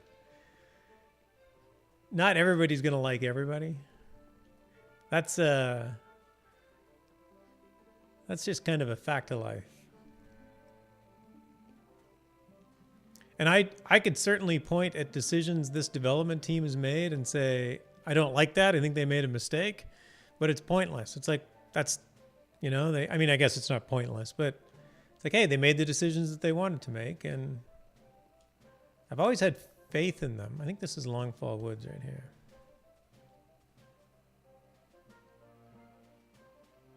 It is.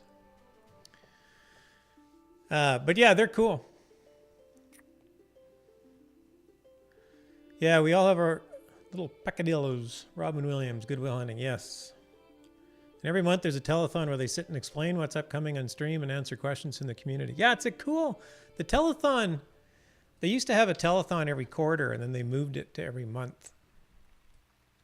And they released the game every month. So there's this monthly cycle of the last Thursday or the third Thursday? The last Thursday. The last Thursday in every month, they release their new release. So we're currently in release 54. So they've released 54 months in a row. And they also do a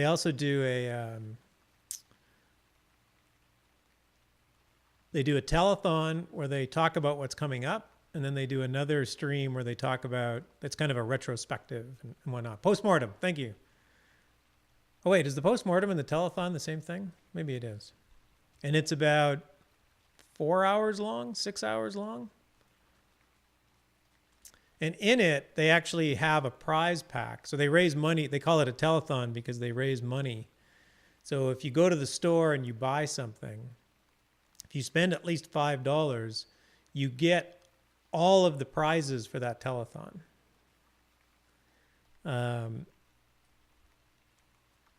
So you don't have to actually buy the prizes. You just have to spend $5 on something. And you don't give them $5. You actually spend $5 in the store. So it's not a donation. You literally get your $5 with whatever it is you bought. This last month, I bought a set of lights. Most things you buy in the store are cosmetics or housing and things like that. So, but it's kind of a cool way for them to raise money. You know, if you're a little short, then you just don't buy that month. And I can't help but not stop and harvest everything in sight. Oh, Except I'm going to get, whoa, attacked. Oh, wait, I got to use my new spell. There we go. Of course, now I have to field dress the spider corpse. You like the atmosphere of the game so far? It's cool. I think it's well done. I like the graphics. Oddly enough, the graphics have been sort of a point of contention for people.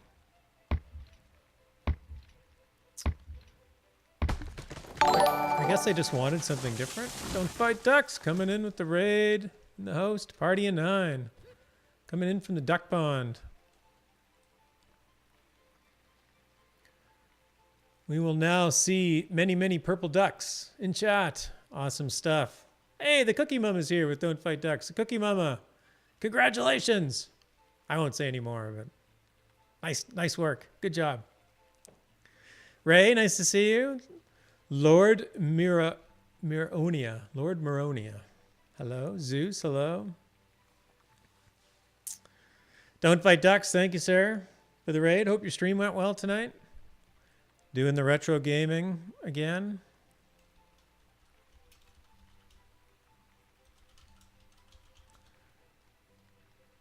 For my viewers who don't know, Don't Fight Ducks is a great streamer. He's a casual, chill streamer. Does a variety of games. He's been doing some retro games. So he's been going through Half-Life, starting with Half-Life 1. Played some Fallout. Oh, yes, and you've been doing the old Fallout, too. Outstanding.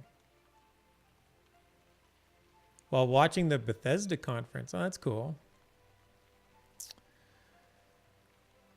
Mild Black, hello. Welcome, welcome.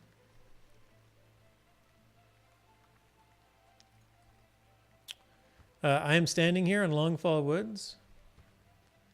Had somebody in chat said they were interested in the game, so I was just kind of explaining some things. I can't remember what I was looking for here. Oh, I'm looking for a document in these woods.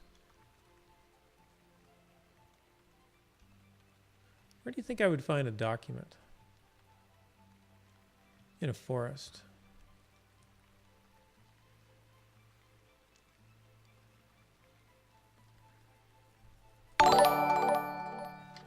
Hey, my black boy.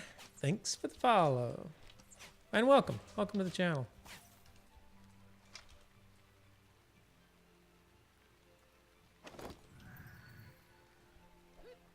So for anybody that doesn't know Shroud of the Avatar, this is Richard Garriott's latest game. It is it's an MMO. It's a little bit different than a lot of other games, a lot of other MMOs. Oh, that guy's just going to run away. I beat you that bad. The game is, it's classless. So there's no specific class. You build up trait points. I'm going back to Lotro here. Hold on. It's getting dark out. I need some. The stream's going to get very green. It's not because I'm sick.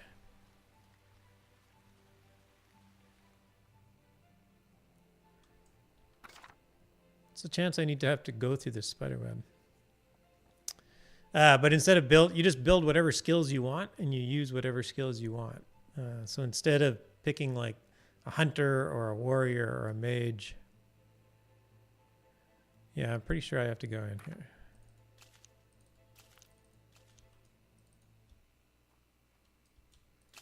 Sticky webs. Oops. Sticky web stuck me.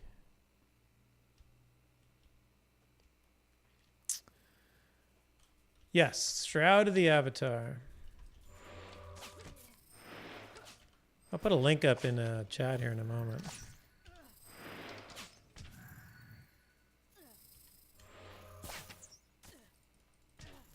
I don't know why my attack isn't working. Oh, there we go.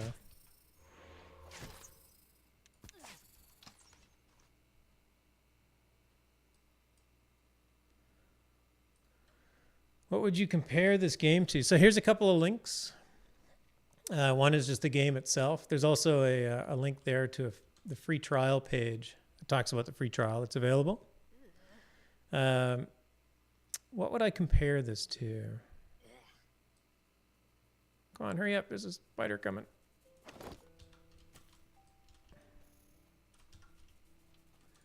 I don't know.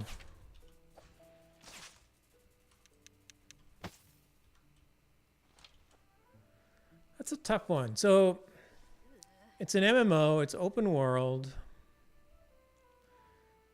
You know, there's the typical questline story that you progress through.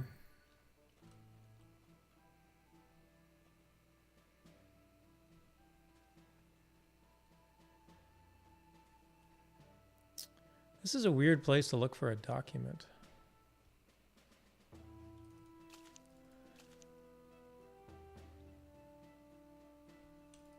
Free trial, but you still have to buy the game. Yeah, a spiritual successor to Ultima Online, but it's not really like Ultima Online.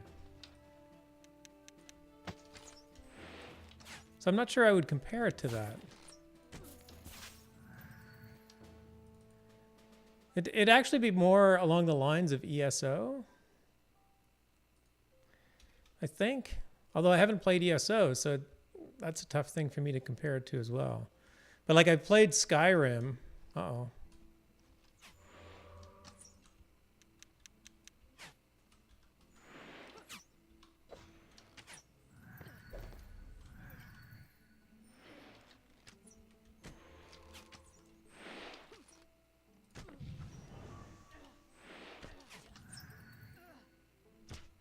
Oops.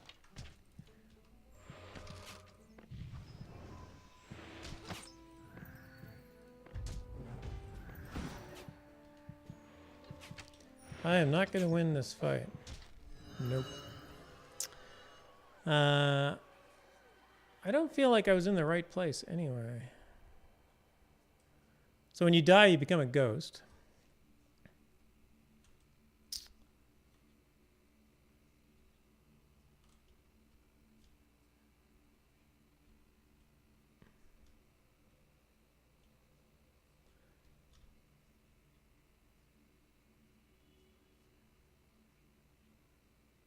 All right, so I got to go find a...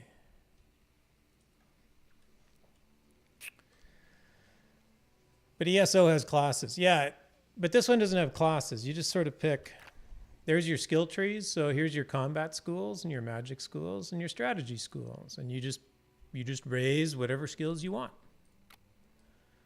Yeah, I find that Ankh to resurrect. I just need to know where one is. I'm very certain I shouldn't have been in here.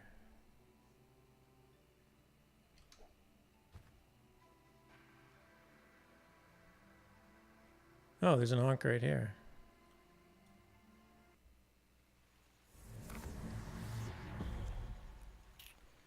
All right, so hopefully that didn't cost me too much. I don't know what my XP was at, but...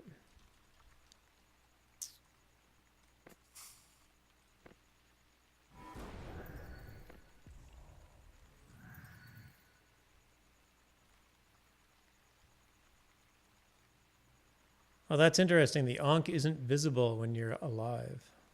Huh. Yeah,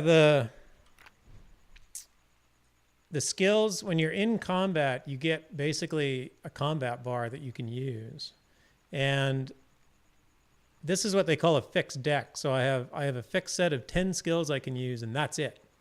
Now, things like buffs.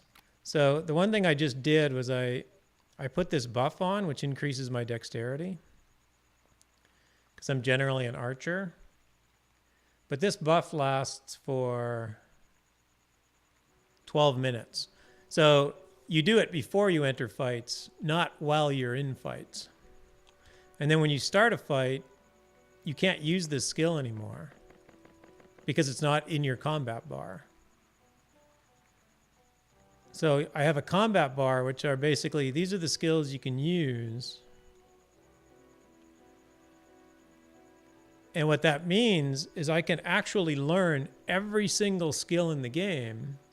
And then when I make, and they call it a deck, I build a deck. So this is my deck that was this combat bar. And I build it, and that's what I fight with. And then I can just change it over time. I can just make it a little bit different. So if you're familiar with Lord of the Rings Online, this is sort of like your trait panel, sort of. And then you can have a whole bunch of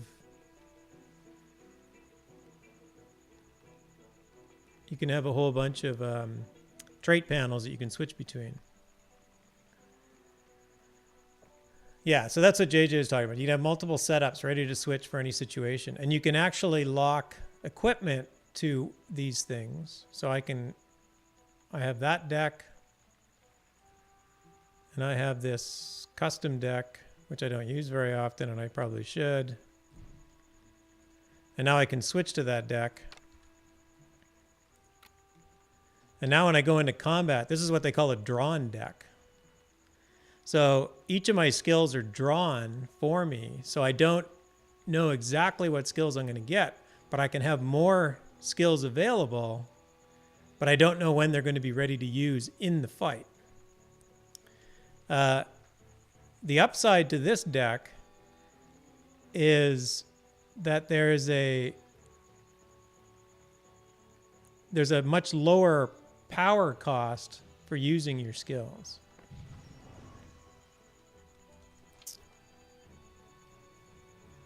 I tried the free trial link, but it led to a blank page. Maybe it was broken. It looks like you got it fixed, but I'll have to get that fixed. Maybe that link is broken in my command. Oh, it just took a while? Weird. Is there a friend list? Yes, there's definitely a friend list. Can I buddy any of you guys? Certainly.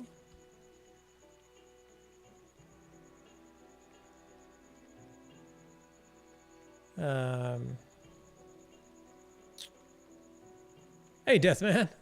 Welcome. Oh, yeah, the friends list. Deathman is following. Thank you, sir. The friends list is actually quite a popular tool because it's the main use of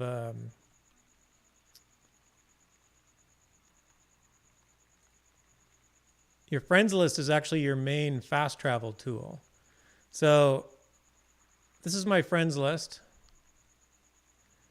So all these people at the top are online.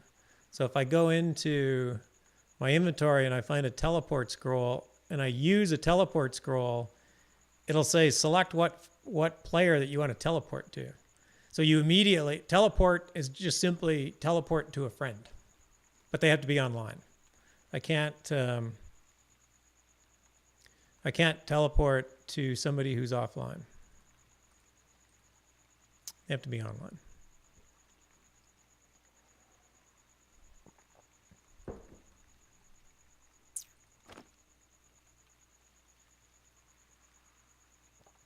Deathman, thanks for the follow. Welcome to the channel.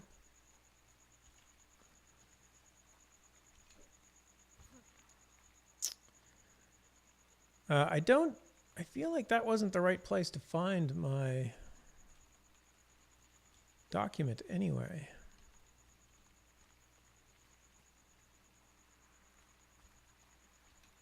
Like, why would the spiders be hoarding a document? It just doesn't make any sense. So I'm in this area looking for a document. That's what I'm doing. Oh, these will-o-wisps are nasty creatures. You do not want to fight them. That night, I feel like they don't deserve to be fought anyway. They seem kind of nice.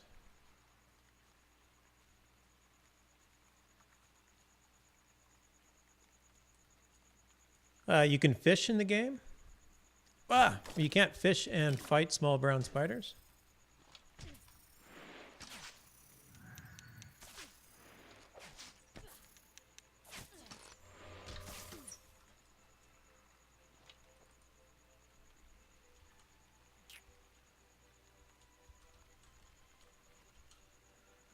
Oh, spiders. Some spiders just like to read. Maybe that's it. I don't know. Falcon's Lantern. The shadows are watching. Hello. Welcome. Welcome back. Good to see you. Ooh. This is actually a pretty good fishing spot, 41%. Unfortunately, crafting is just waiting. I wish developers would put like game mechanics in crafting. They don't have to be like combat mechanics. They can just be simpler. They could be like Bejeweled type game mechanics, but just kind of some simple game mechanic instead of just watching the progress bar spin around. What do you mean I caught nothing? Unacceptable. Here, we'll throw another worm in here and see what happens. Oh, now I only got a 34% chance. I might check my follow thing and see if it unfollowed anyone else. This would be big heads heaven. It might be. I don't know.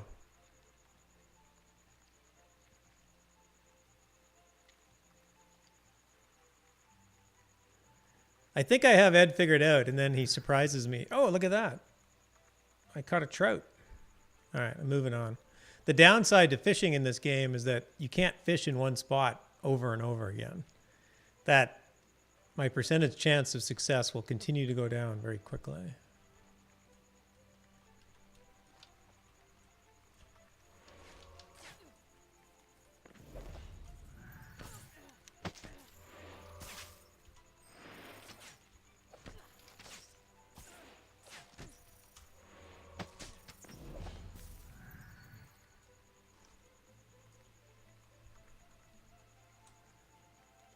All right, leave me alone, you reading spiders. Oh, there's another one. Guys, there's no end to these spiders. Come on, I'm just looking for a document.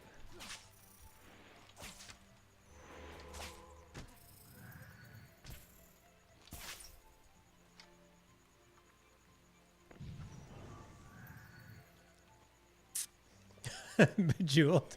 Well, I don't know. I was trying to think of a game that's like, you know, combat mechanics can be fast paced, and I don't mean to suggest that crafting should be a fast-paced game mechanic.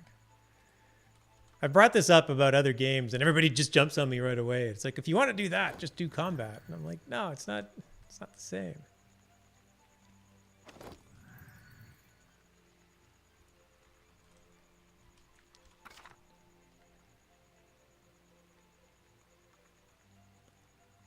All right, so there's some kind of building over here. Let's head toward that.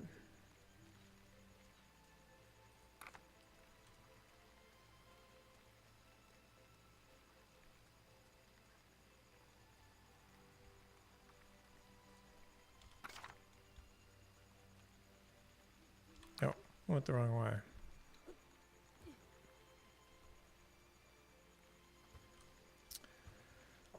And by the way, the game isn't normally green. It's just night, and I have a night vision spell, and that's what makes it look green, if you're wondering. You're sitting here looking at this going, wow, the graphics could have been a lot better.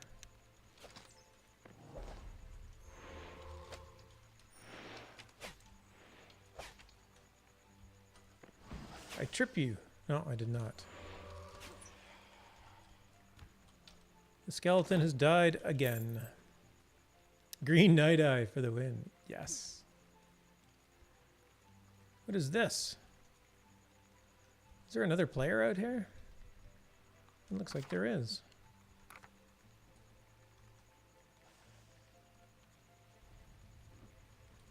Oh, no.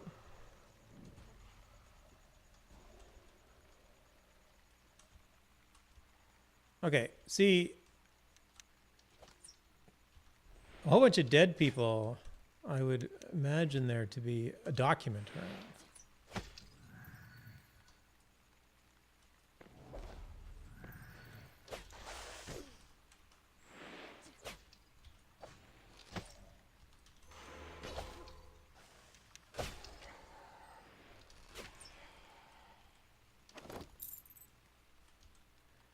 Yeah, there's also a basic lights here. Now that my that's what the game looks like at night. My green eye just walked away. And look, a duck. I got raided by ducks more than once. There's a duck right here, running through the fog. The little light above your head doesn't really do much.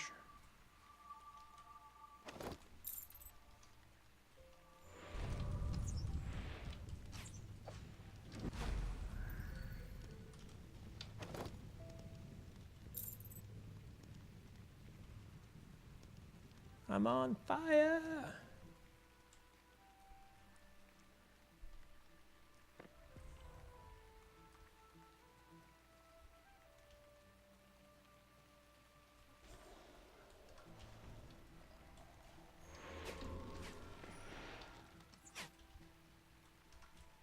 Wow, I think I one-hitted that guy. Nice.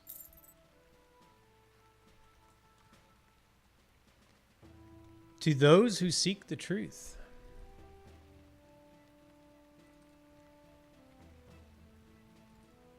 I have to put the lights out?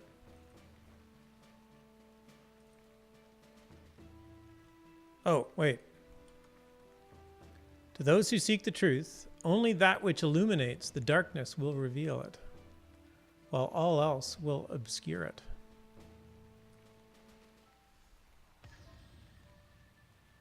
Okay, cast my light spell. Did that do it?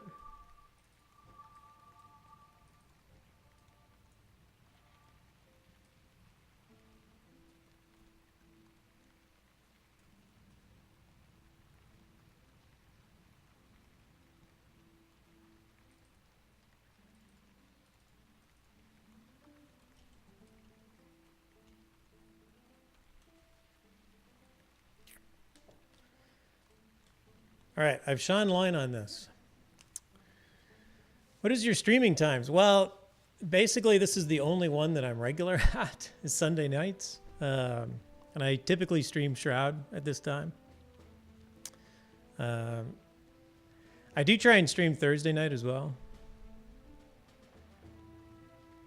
Although that one tends to be a variety of things. But I'm also on the official Lotro stream. But that's Monday night at 9 p.m. Eastern. I am not a very regular streamer, unfortunately. Still working on that.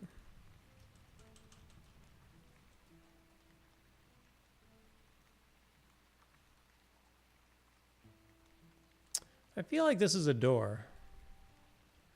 And now it's not letting me in.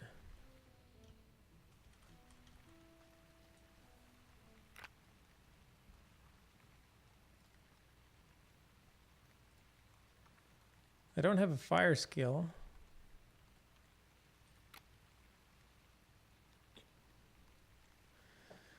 What time is it where you are? It is 9:15. I'm on the west coast of the US. Gravity also has the bad taste to appear in all up streams too. That's true. I do.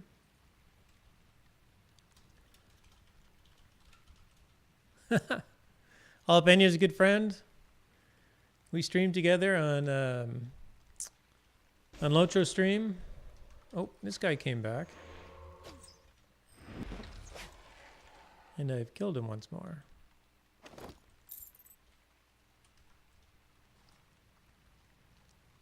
You're in Georgia? Awesome. $20 is $20? That's right.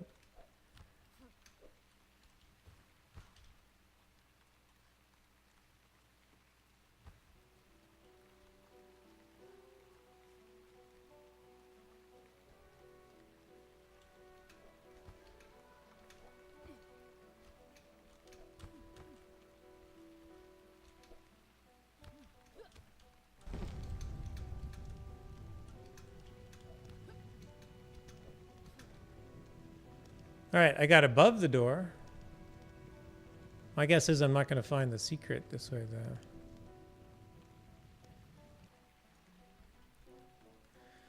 It looks like a door, too, but does it quack like a door? Well, it doesn't actually do anything. It gives me a puzzle that is both easy and impossible to figure out.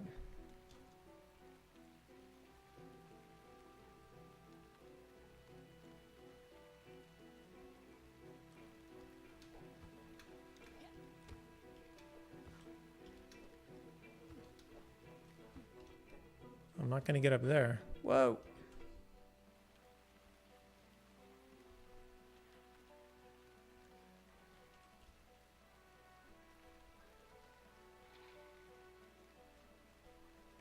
Hey, look, there's fences over there. What's going on over there?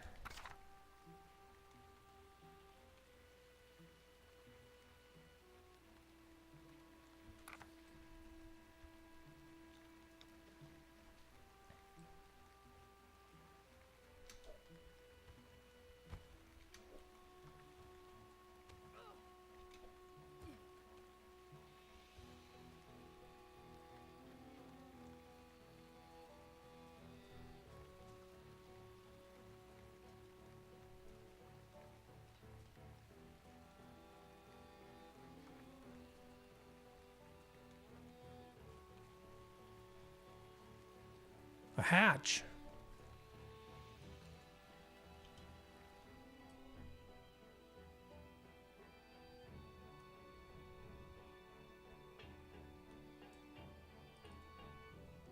You're ugly, the kid says. Okay. Humans are strange looking.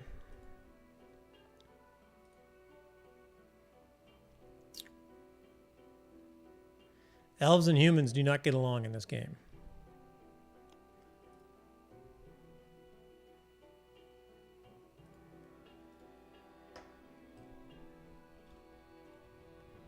Kid does not want my help.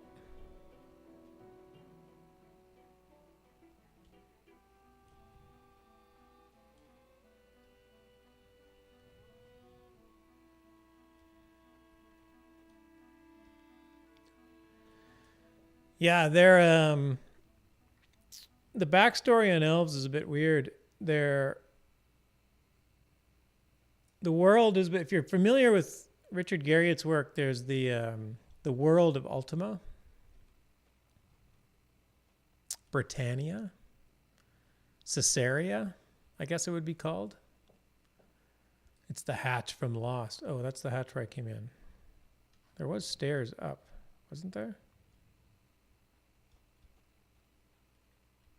Maybe there wasn't. Is it just kids down here? And that's like Garriott did Ultima 1 through 9, and then Ultima Online, and then Origin Systems, that developer shop, got bought by Electronic Arts. Oh, maybe this is it. There's just kind of like a, oh, what is this?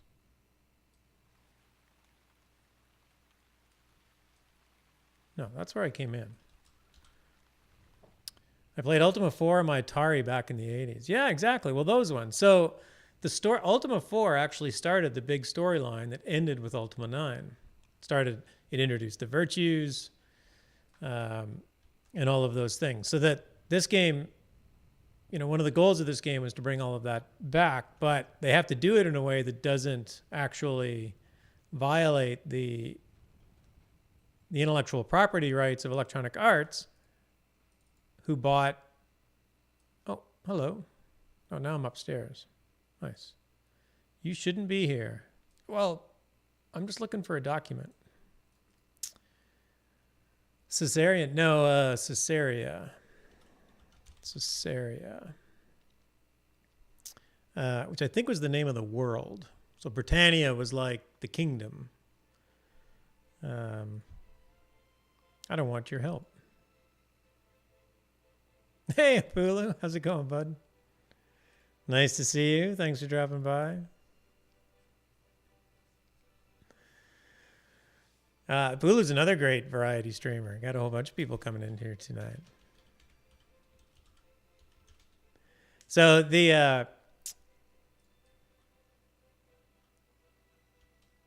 so for this one, it's set quite a distance in the future from the last ones. And that's one of the easiest ways to avoid doing any kind of intellectual property infringement, is just go, oh, we'll just jump into the future. A whole bunch of things have changed.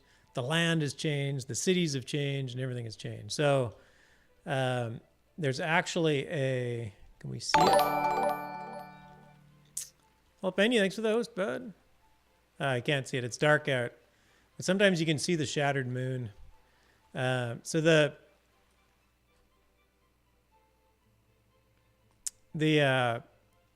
this particular world kind of fell away from the virtues. So Sudia, exactly. And so this particular world fell away from the virtues, and then a bunch of bad things happened, which is a long story. Not that this isn't already too long a story.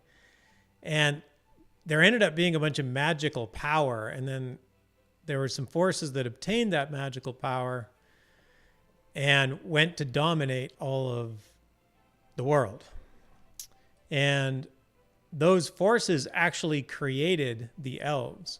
So the backstory about elves in this game is that they were actually created by these evil power-seeking people. So Yes, elves are not meant to be Tolkien-like elves, you know, beautiful and firstborn and all that kind of thing. They're actually quite a bit different backstory in this game. Man, there's switches here, but I can't use them. Oh, the door just opens. Oh, hello, pig.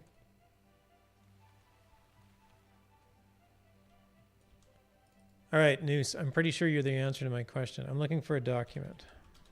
Oops. A package appeared outside our gate recently. We don't know how it got there. Maybe that's your document. Regardless, it's in our basement and you're not allowed in our home. Go away. I do not need nor want your help. What I do with my time is none of your concern.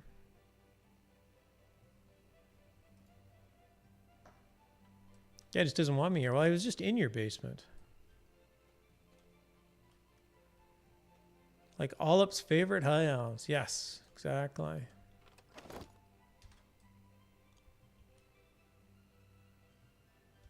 These are all just books. Wait, what is this?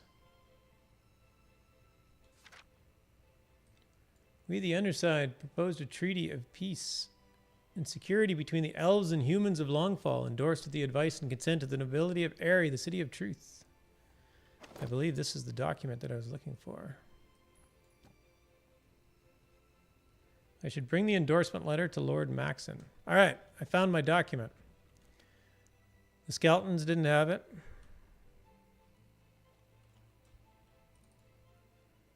The spiders didn't have it. The elves had it.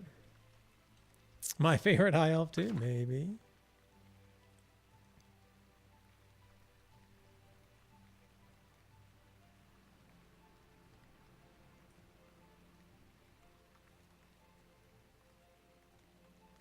Now I got to get myself out of this zone, which looks to be a bit of a maze.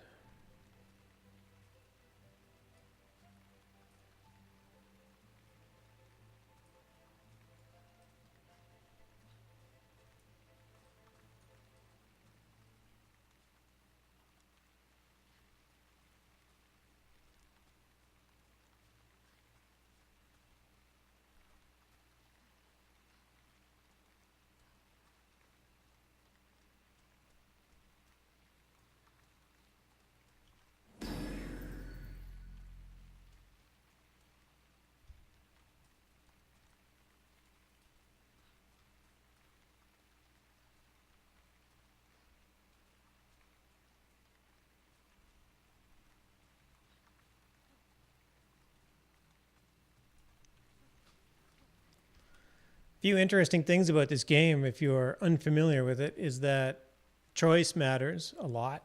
You can finish quests in different ways, and they matter to your character as you build your character over time. And it's not an obvious good or evil choice. It's quite often a choice between two evils or a choice between two goods. But they can be fundamentally different choices.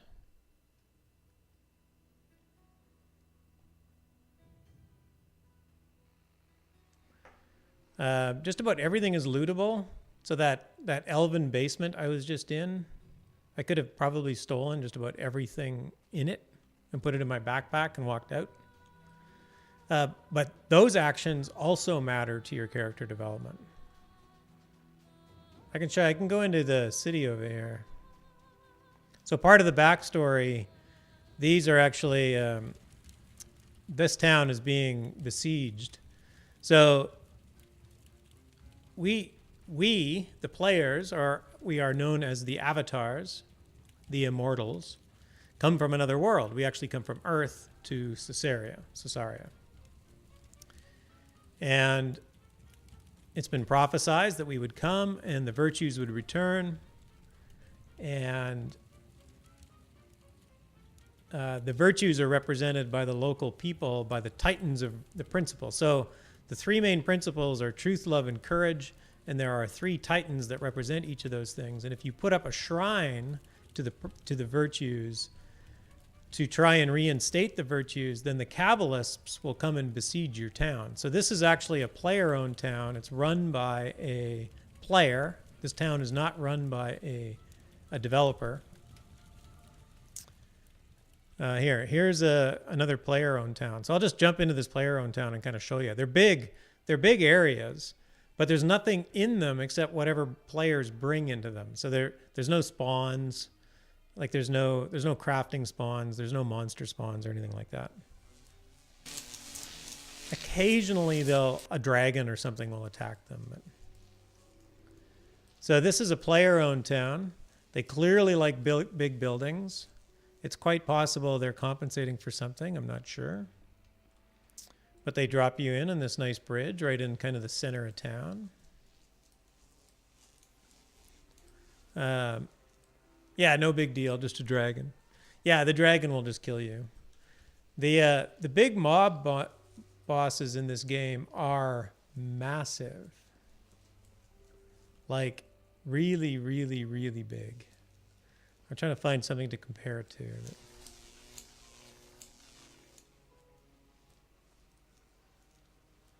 It's hard to. The dragon is like the size of this house. Like it is just a massive, massive thing.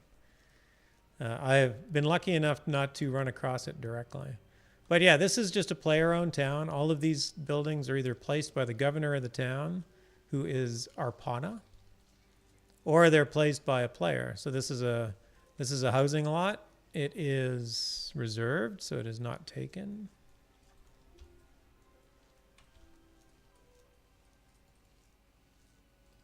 No, a lot of these are reserved. This place did have quite a few empty lots. This place is a player-owned house. As is that big building is a player-owned house. So anyway, that's sort of what a player-owned town looks like. There's a dozen or more different. The bosses from Final Fantasy. I'm not familiar with either of those games, so I can't say for sure. But probably, like when you fight the trolls, like I don't think you come up to its knee. Like you barely come up to like half of its calf. Like it just stands above you. Like its legs are literally tree trunks. I guess not literally tree trunks. I mean literally in the figurative sense. I want to go to Airy. I see a bunch of dragons. Be careful. Just imagine dragons.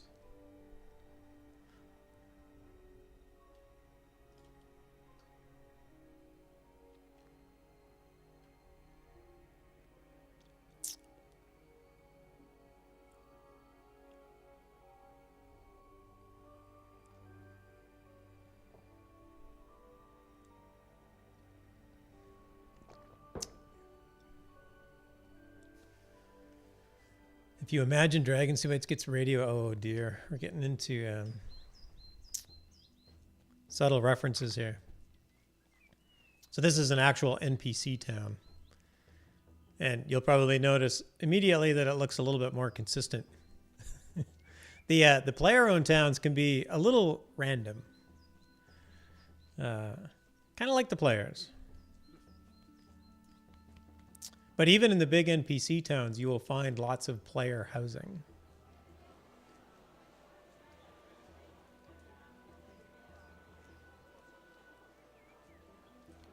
This is telling me that I need to talk to Arabella. What do I need to talk to you about?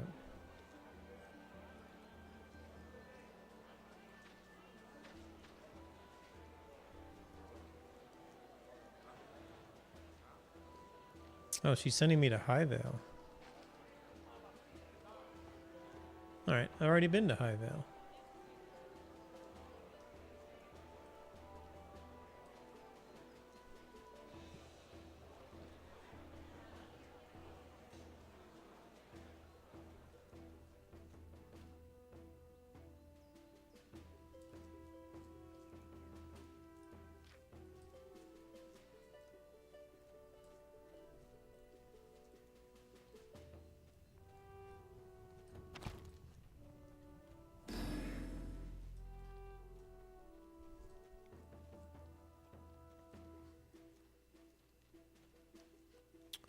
Living in a player-owned town has its advantages, just the same as a regular town does, but I think it's more fun to live in a player-owned town. Lots more variety and everything in each of them. Yeah, and you get a...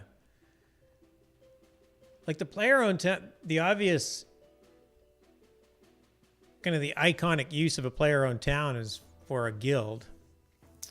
Good night, Albania. Thanks for dropping by. Thanks for the bits, buddy. Much appreciated. And all the gaming this weekend. It was fun as always. We'll see you this week.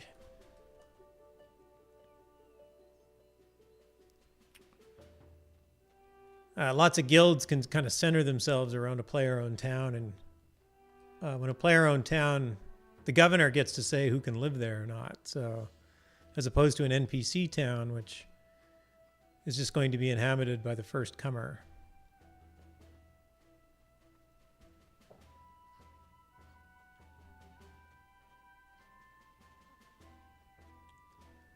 All right, this document that I needed. In this, whoa, that was a very weird set of stairs. Oh, this is like a moat. I just fell off the moat. I didn't quite notice that. Let's try this again. Up the stairs.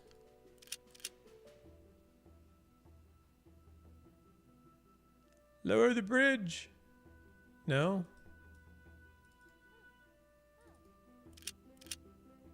Oh, there we go. Bridge lowered.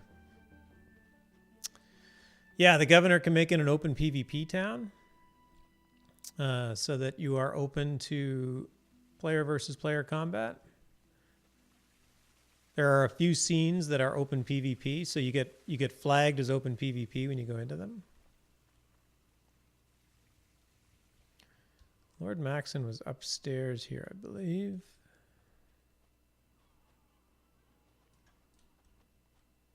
But yeah, I think player-owned towns definitely are kind of the community building aspect of the game. There's like quite a library in here. Oh, la cow.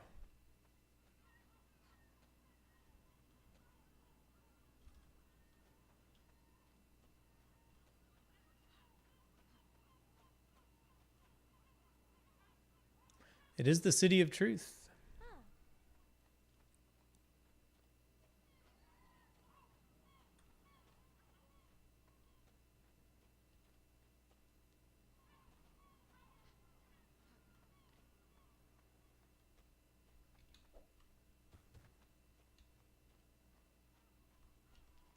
No, this is Drumpelmouth. Wrong person.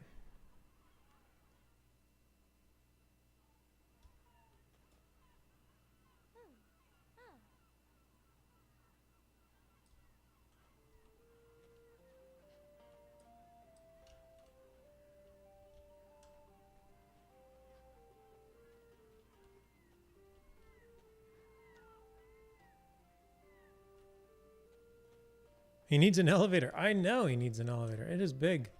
Can you read books? Not only can you read them, you can collect them. Actually, let me go back down to that library. Richard Garriott has always been very adamant that if you have an item in a game and the item appears to be usable, you should be able to use it. So every single one of these books can be used. So that's just a little 2-page story. Hardhead has an emote. Hey, found it. Yes. Yes, I got my emotes done. Hardhead.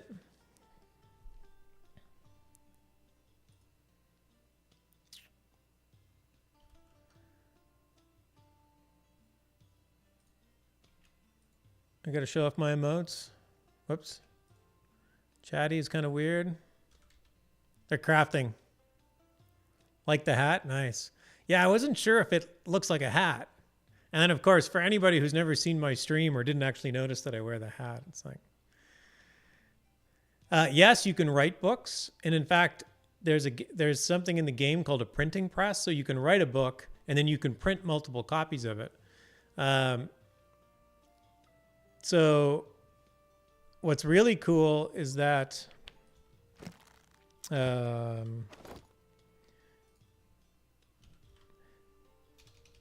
the game developers will actually use books to send people information. I know that sounds weird, but it's true. So like the helpful guide to free attack is just a book that you get in your inventory. So it's a game instruction, but it's just a book that you put in your inventory.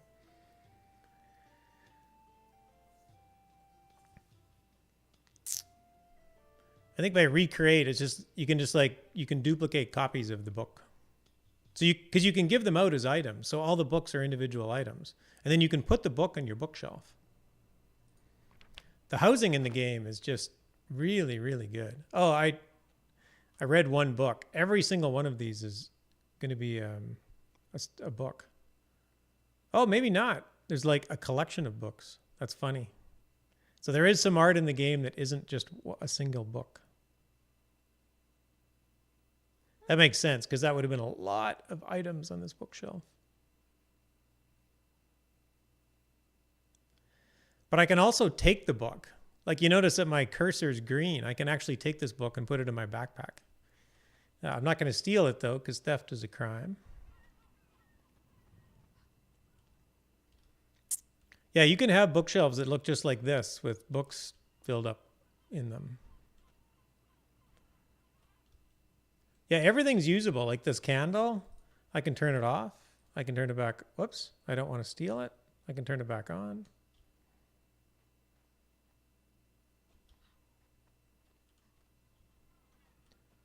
Oh, he does have an elevator. Where does that lift go?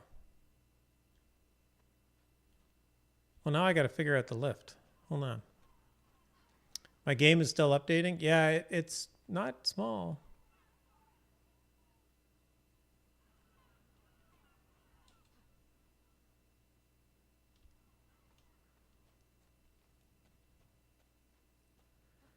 It isn't theft if your cursor is green, only if it is red. Well, I don't know. It's not my book. Isn't it theft? I don't know. I was wondering that too. It's usually your cursor turns green. Or your cursor turns red when it's somebody else's property. A boiled seed cannot sprout. But yeah, like this book is just sitting here. But I can just take this book and put it in my inventory, and now it's mine. So we'll see. Not every item is free like that. So the chairs are usable because you can sit down. So I can sit down in the chair. What other items can you collect? Are there ore bars or gold coins or something? Yes, you can have... You have like a bank vault that is locked full of coins and gems. Well, sort of. There is a bank in the game. How do I work this lift? But it's... The bank looks just like your inventory. It's just a list of things. Oh, is this it? Whoa! I got an elevator. Wish I'd known that a long time ago.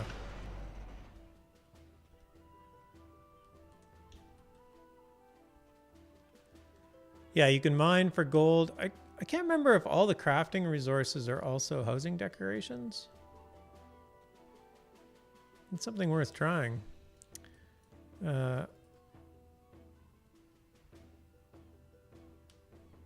Yes, thank you. What is your name? Isabel Reed. Hello, Isabel Reed. Where is Madsen? Wait. Who am I looking for? Maxon. Spelt his name wrong.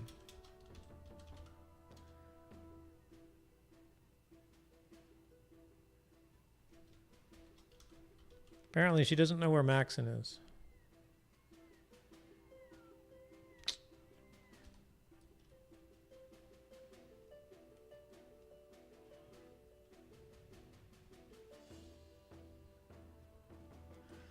But there's lots of different things you can collect, and there's easier ways. So for example, you can probably find this painting somewhere that you can actually make it your own.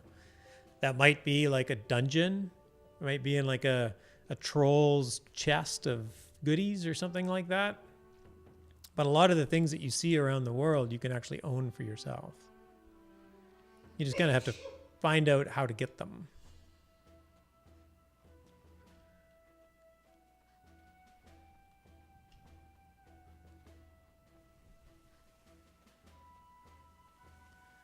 Typically the little, I don't know how easy it is to see on the stream, but the little compass at the top of the map will give me a little indicator of where I should go for quests, but I'm not getting one for this guy.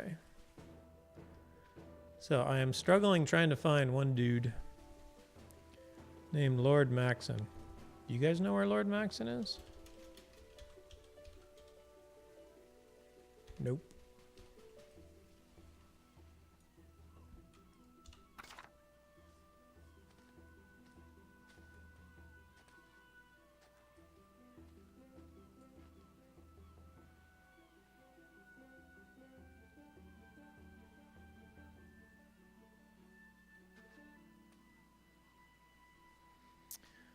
Oh, your house is... You can't steal from a player's house. Hello, Spry One. Good evening. Welcome. Yeah, no, the game world is one thing, but the player stuff is protected.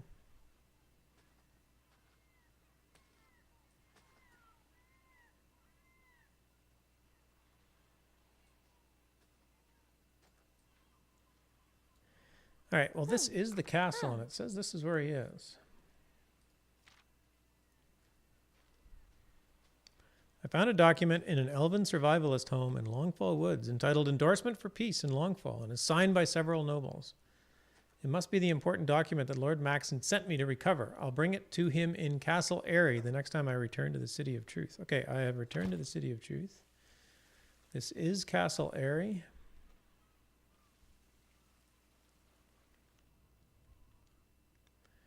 Yeah, there's a lot of things you can change on your... Housing is actually quite sophisticated. I was going to say complicated, but I mean, it's also a bit complicated. But for the most part, it's just really, really well done. Like, hello, Venatus. Oh, is this where Lord Maxon is? Ah, I found him. But yeah, you can rent out a room. So you can... Like if this were a player home, this door opens and closes. And what's really cool about this is that in my house, I can go up to a door and I can right click on it and I can set its permissions. So I can say that some other player is a tenant. And when some other player is a tenant, only that player can actually cross through the door. So even in my house, like even I can't go in. So they can let people into their room, and then anything they put in the room is theirs, and it'll always be theirs. So you can actually rent out houses or rent out rooms in player-owned houses and stuff like that. All right, let's give this guy... Yes, I have your document.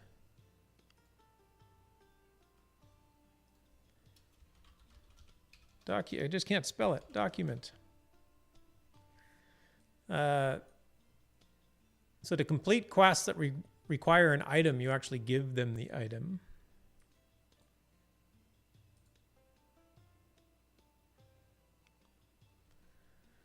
Yes. Well, wait, what did he say? This looks to be the official endorsement document. It matters not. My meeting has been postponed. Take it back. You're dismissed.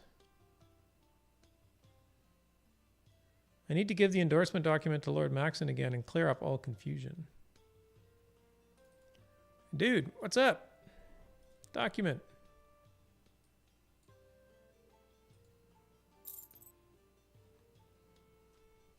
That was odd. Guy's just very impatient. I shan't give you the reward you deserve, but hopefully it's one that will keep you from disrupting my plans further. Off with you now. I have incredibly complex refactoring to reflect on that you couldn't possibly comprehend. You're dismissed.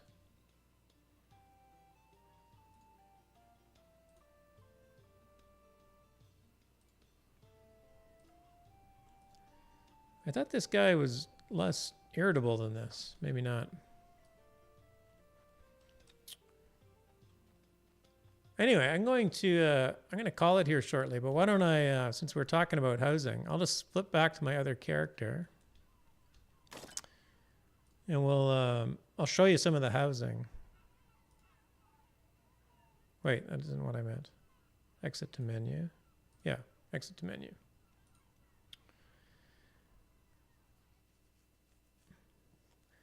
The double XPs, yes. I'm a very casual player, so I don't really notice. But, and I haven't got any character up to a significant level yet that I really need the XP. So, but I do appreciate getting all the XP I can. All right, so I have a separate character that is actually in the player-owned town that What Else was talking about. What Else has in space, rooms to rent in this town. So Barons Reach is north of Brittany, just past the river. It doesn't make a lot of sense. So this is actually my house. So like a lot of this stuff on the counter is just stuff that I picked up like during beta, like during the alpha after the worlds went persistent. Yeah, that NPC, he was cheerful. He was very cheery. I thought I gave him good news and he didn't like it. And I feel like I wasn't supposed to help him. Like I was supposed to fail in my mission. I got to get back to that story and figure it out. So yeah, What Else is letting people stay for free if they want. I'm not going to charge because I don't have to pay home taxes. Yeah, the houses, if you bought things during the Kickstarter campaign, like a house deed, there's no taxes on it. It's tax-free. So all of this stuff is just stuff that I put in my house. And then I can just put it anywhere that I want. Right? I can move this over. I can move that over. It doesn't matter. So this is basically what house decoration looks like.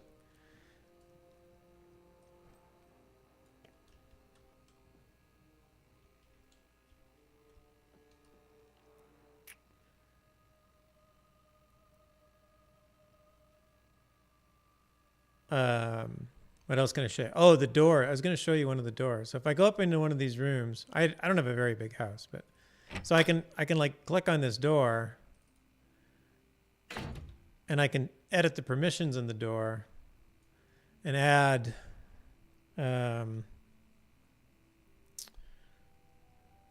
what was What Else's name? Shale something.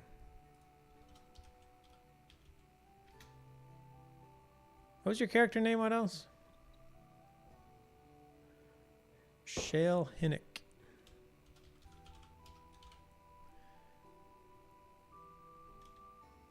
So I can basically say done. So now he's a manager. It doesn't really set you as I guess I have to set you as a tenant on the lot or something like that. But now he has access to this room and can manage the things in this room and things like that.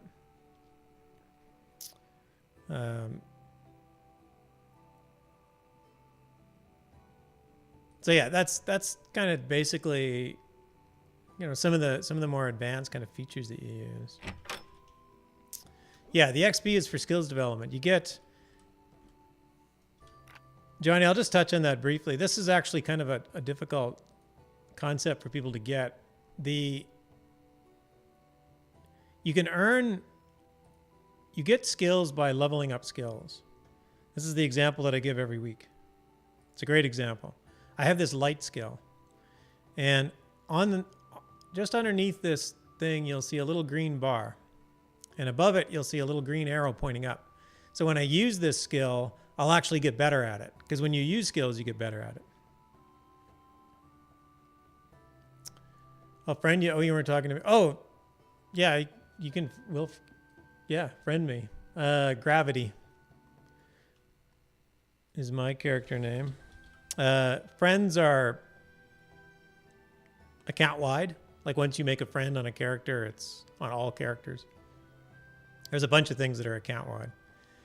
So you get better at skills by just using them. So if I use this light skill, it'll go up. And if I use it again, it now leveled up. So now my light skill is level 26. And the cost of that skill getting better is actually pooled experience, which is down here in the corner and is probably really hard to read. But I have 590,168 pooled experience. So when I use my light skill, my pooled experience goes down. So it went down about 150. So that's why you want to earn XP so that you can spend it on skills so your skills go up. A point in, like, going from 26 to 27 will cost me...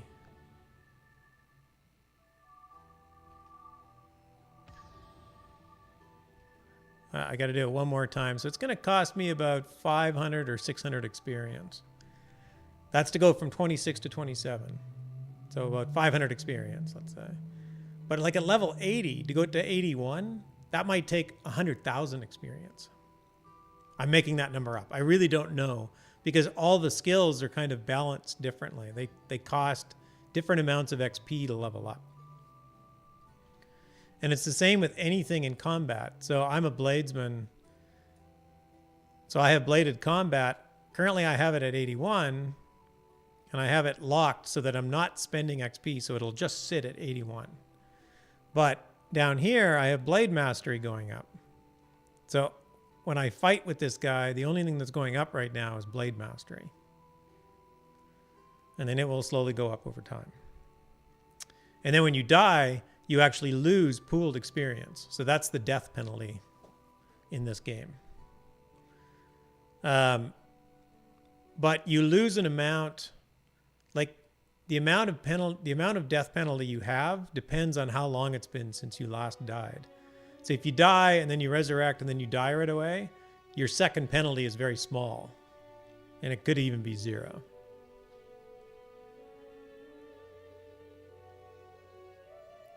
So that's why when people talk about earning XP, XP is a real, like XP doesn't just level you up. It's a real currency that you earn to spend on making skills better in the game. And it's the same with crafting. I showed you the adventuring skill tree. There's a crafting skill tree as well. And it's the same thing. Although there's a bunch of different mechanics in crafting that I won't get into. They can be a bit complicated, but basically it's the same thing. When you make something, you earn a little bit of XP, but if you level up, you could spend a lot of XP. So you could decrease your pool of XP in crafting by making stuff. So then you have to stop leveling up your skills so that you build up your pool so that you can enable leveling up of skills to deplete your pool. Yeah, I realized that took me so long that it's probably overwhelming, especially when you haven't got into the game yet. But occasionally you're going to look and go, what skills should I buy, right? You're going to start the game and you're like, what skills should I buy? And the basic rule is, for these first 2 rows, buy everything. Just buy it all. When you go to a trainer, and of course I haven't, because I don't follow rules very well.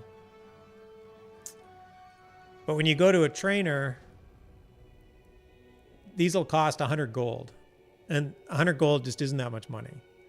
So if you go to a trainer, you're going to buy this, and then you can't even buy these until you get this skill to 20. So you have to do some work, and by the time you do that, you'll have enough gold to buy the next line. Once you have a whole bunch of skills on the first 2 lines, you'll have a much better understanding of which ones you actually need. But just buy them all.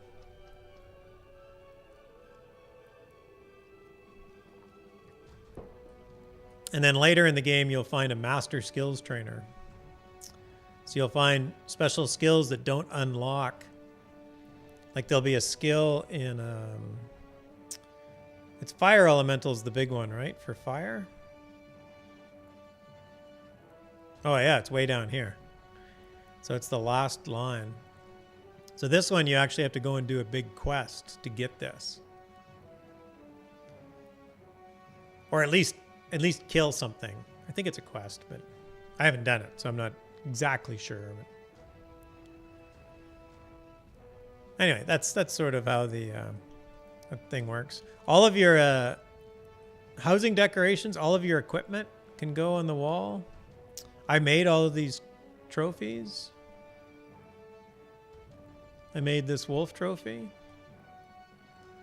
I made the bear trophy.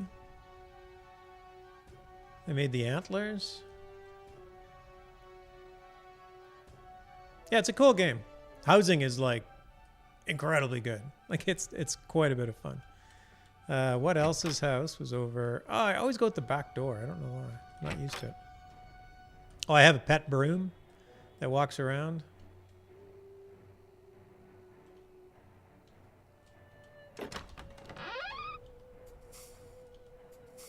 I can slowly make my way to what else's place. This guy does not run very fast. I need more speed. No one in Baron's Reach ever gets lost in the lake. Nope.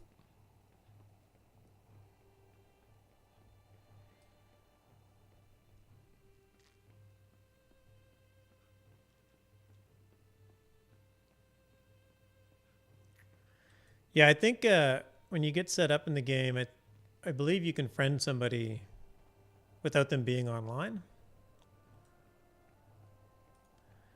And then when I come back online, I'll get your friend request. So just feel free to just friend Gravity with a D. Gravity.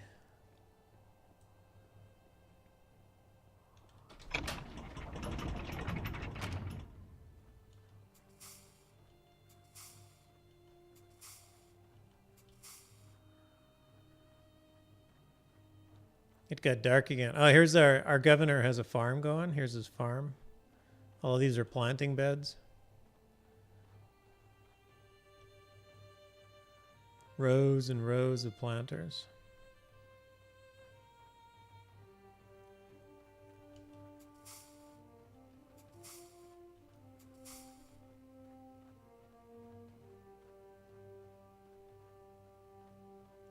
There's the lighthouse.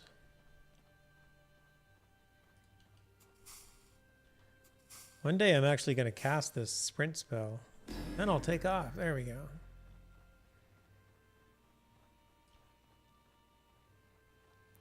So yeah, this is what else's place.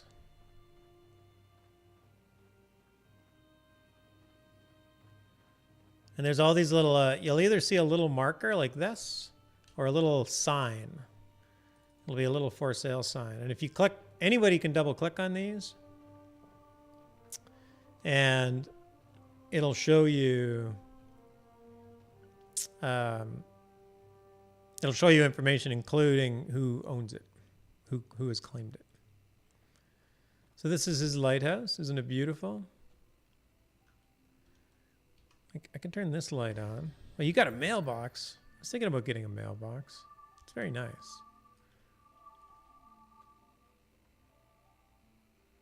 The lighthouse is very cool. Ooh. Nice. The mounted troll. What is that? Ancestor's cloak. I think I might even have one of those. Yes, I will definitely go into the basement. That cloak cool. Checkered cloak. But yeah, all of this stuff is just equipment. Like the cloak is wearable. The cloak isn't a housing decoration. It's actually a piece of armor that you can also just wear. There's the birthday cake from Lord British's birthday. His birthday's coming up. Lord British's birthday is July 4th. This is a quest item too, right? The throne, the Dragonbone throne. Very cool. All right, I got to get going. So let's jump into the basement.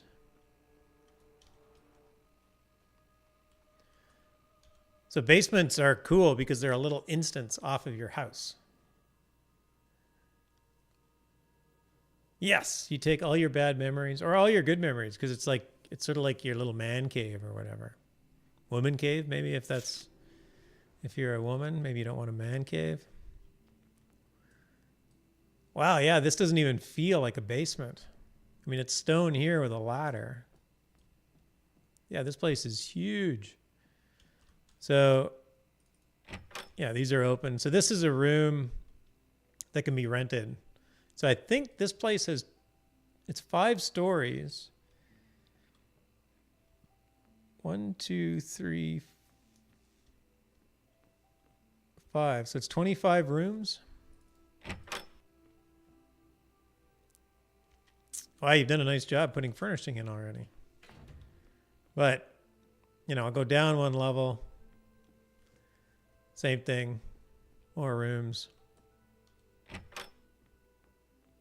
Oh, yeah, you said that you only furnished the first floor, right? But yeah, now you can set, for the inn, you can set specific tenant permissions on the door. And then that becomes, there's no rent collection mechanic in the game. That's just, you owe me rent and you just pass somebody money. Like, it's just goodwill. There's no game mechanic for contracts, but there is game mechanics for protecting people's stuff.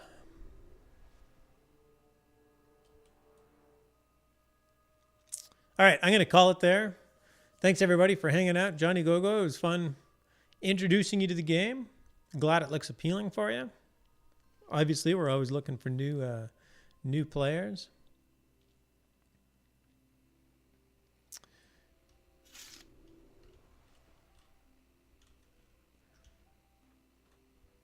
This is actually the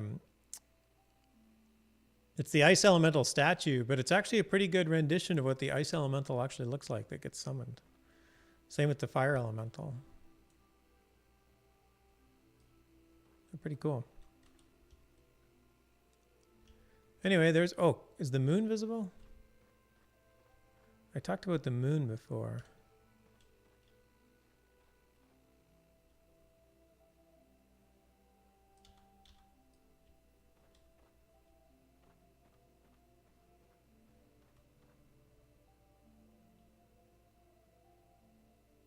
I don't see it.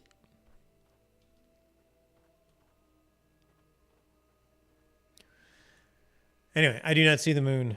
I was going to try and show it off because it looks pretty cool because it's badly damaged. You'll have to see it in game. Cool. All right. Thanks for a wonderful time. It's always fun hanging out with so many awesome people on my Sunday night. Trains and Duck, thanks for the hosts and the raids. Much appreciated. Thanks for the follows. Deathman, Mild Black Boy, Johnny Gogo. Very nice to have all you guys hanging out.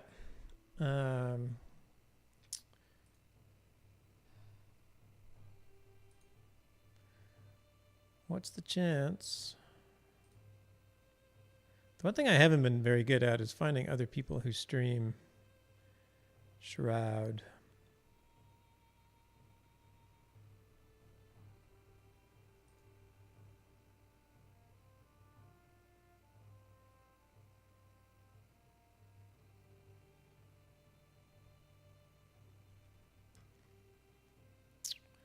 I got to do that a bit better. Then I can find people to raid and whatnot that I know. Why don't I do this? There's somebody is up, mostly because he's got kind of a crazy looking stream going on, so you might want to check this out. So we'll raid Twistar82. I have no idea who this person is, but he is playing Shroud, so it is appropriate.